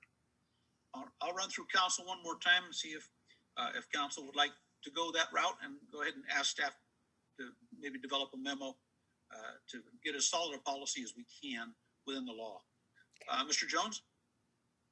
Well, I'd like to wait until we hear back from our city attorney on what's the best course there, but I do consider this a small annexation. My only concern is that we also got to be cognizant of the developers' times, because from annexation to actually building, it could take 2 years from now, even if we start today and approve that. It's supposed to go through LAPCO and all the way on up. So time is always of the essence on this stuff. And if we wait, we could miss the mark and really start hurting these developers. And I know for the most part, we're not really too worried about the developers, but I am worried about the employees that they employ too. So I don't want people losing their jobs because we're kind of dropping the ball on our time frames here. So that's where I stand on that. Thank you, Mr. Jones. Mr. Lambert? Okay, I would like to see the proposal also from the city attorney, but we're not we're asking to wait until for adoption. It's not meaning that they can't go ahead and start the process of the application. Once they start that, and then once it's brought, if it is brought to us, then at that point, if we still have not adopted anything, it's just we have to send it back saying, at this time, we don't have our requirements adopted. Which I know that's So I think that's entirely within your discretion. I would just like to confirm that. Okay. Okay. So Ms. if sorry. Before I give my comments, Bill, are you, so with the asking, like number C, asking any request of 5 acres or more to wait until after adoption, if a applicant says, no, I don't want to do that, and it's like, 50 acres they want to develop, then we may be put in the position of moving forward. What I'm saying is, I believe if someone makes an application for an annexation or has a pending annexation application, that we can't unilaterally stop the processing of that. Of the application. We can Yes. ask them to wait until after the adoption of the new general plan. If they were to say, no, I want to go forward, I think at that point, what's going to happen is they're going to get a staff recommendation not to approve the annexation. So that's a very strong incentive to wait until after the adoption. Ultimately, it's the city council's discretion as to whether to approve or deny an annexation request. Well, I still stand behind my original request, and I'm willing to wait to see what you find out, Bill. And I realize that there are, a few people that are employed on this particular project that are working there, but we as council members have to be concerned about the city of Los Banos and what our, the people who elected us to govern this city, not one particular project that's coming in. We have to look at everything. And it's not particularly my responsibility to oversee somebody's project and be concerned about their employees. We have to be concerned about the future of our city. And that's how I'm looking at it. So I certainly am not saying that I want to put anybody out of work, because that is not my game. But as an elected official, I do have to be concerned about what's going on in Los Banos and how development moves forward in Los Banos. Thank you, Mr. Mayor. Thank you, Ms. Lewis. And Mr. Yamas. Thank you, Mr. Mayor. To me, it seems pretty clear. You have the application process. You can't deny the application process. And then there's the annexation, which is under the council's discretion. But sure, let's wait to see what Mr. Vaughn comes up with, so that we have a clearer understanding of the path forward. Okay, thank you very much. And I agree with council there. Staff is direction there pretty clear, Mr. Vaughn? Yes, I got it. Ms. Elms, okay. Very good. Go back to Ms. Elms and see if there's any, or Ms. Jameson, if there's any further discussion or information tonight.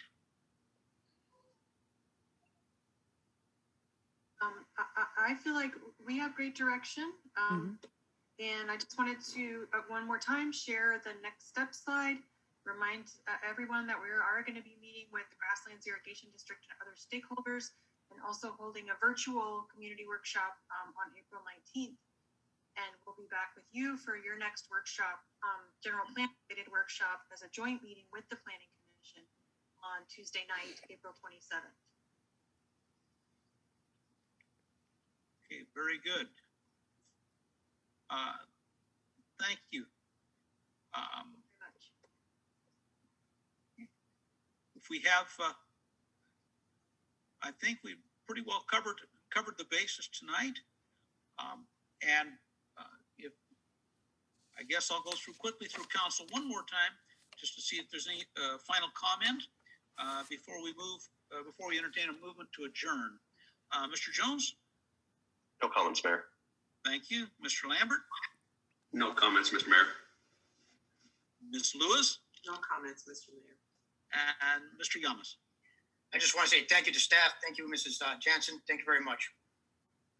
Okay. Thank you very much. So I need to pull up my sheet here because we're going to be entertaining a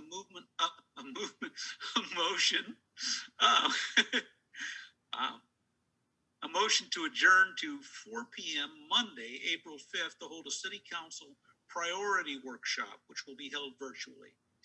Do I have a motion? Mr. Mayor, Councilmember Lewis, so moved. Thank you. Second? Mayor, Councilman Jones, I'll second that. Thank you. I have a motion by Mayor Pro Tem Lewis and a second by Councilmember Jones to adjourn. Ms. Maloney, roll call? Jones, Yes. Lambert, Yes. Lewis, Yes. Yamas, Yes. Faria. Yes. Motion carried unanimously. Thank you, everyone, for a wonderful meeting, wonderful conversations. Meeting adjourned at 7:06 p.m. Thank you so much. Good night.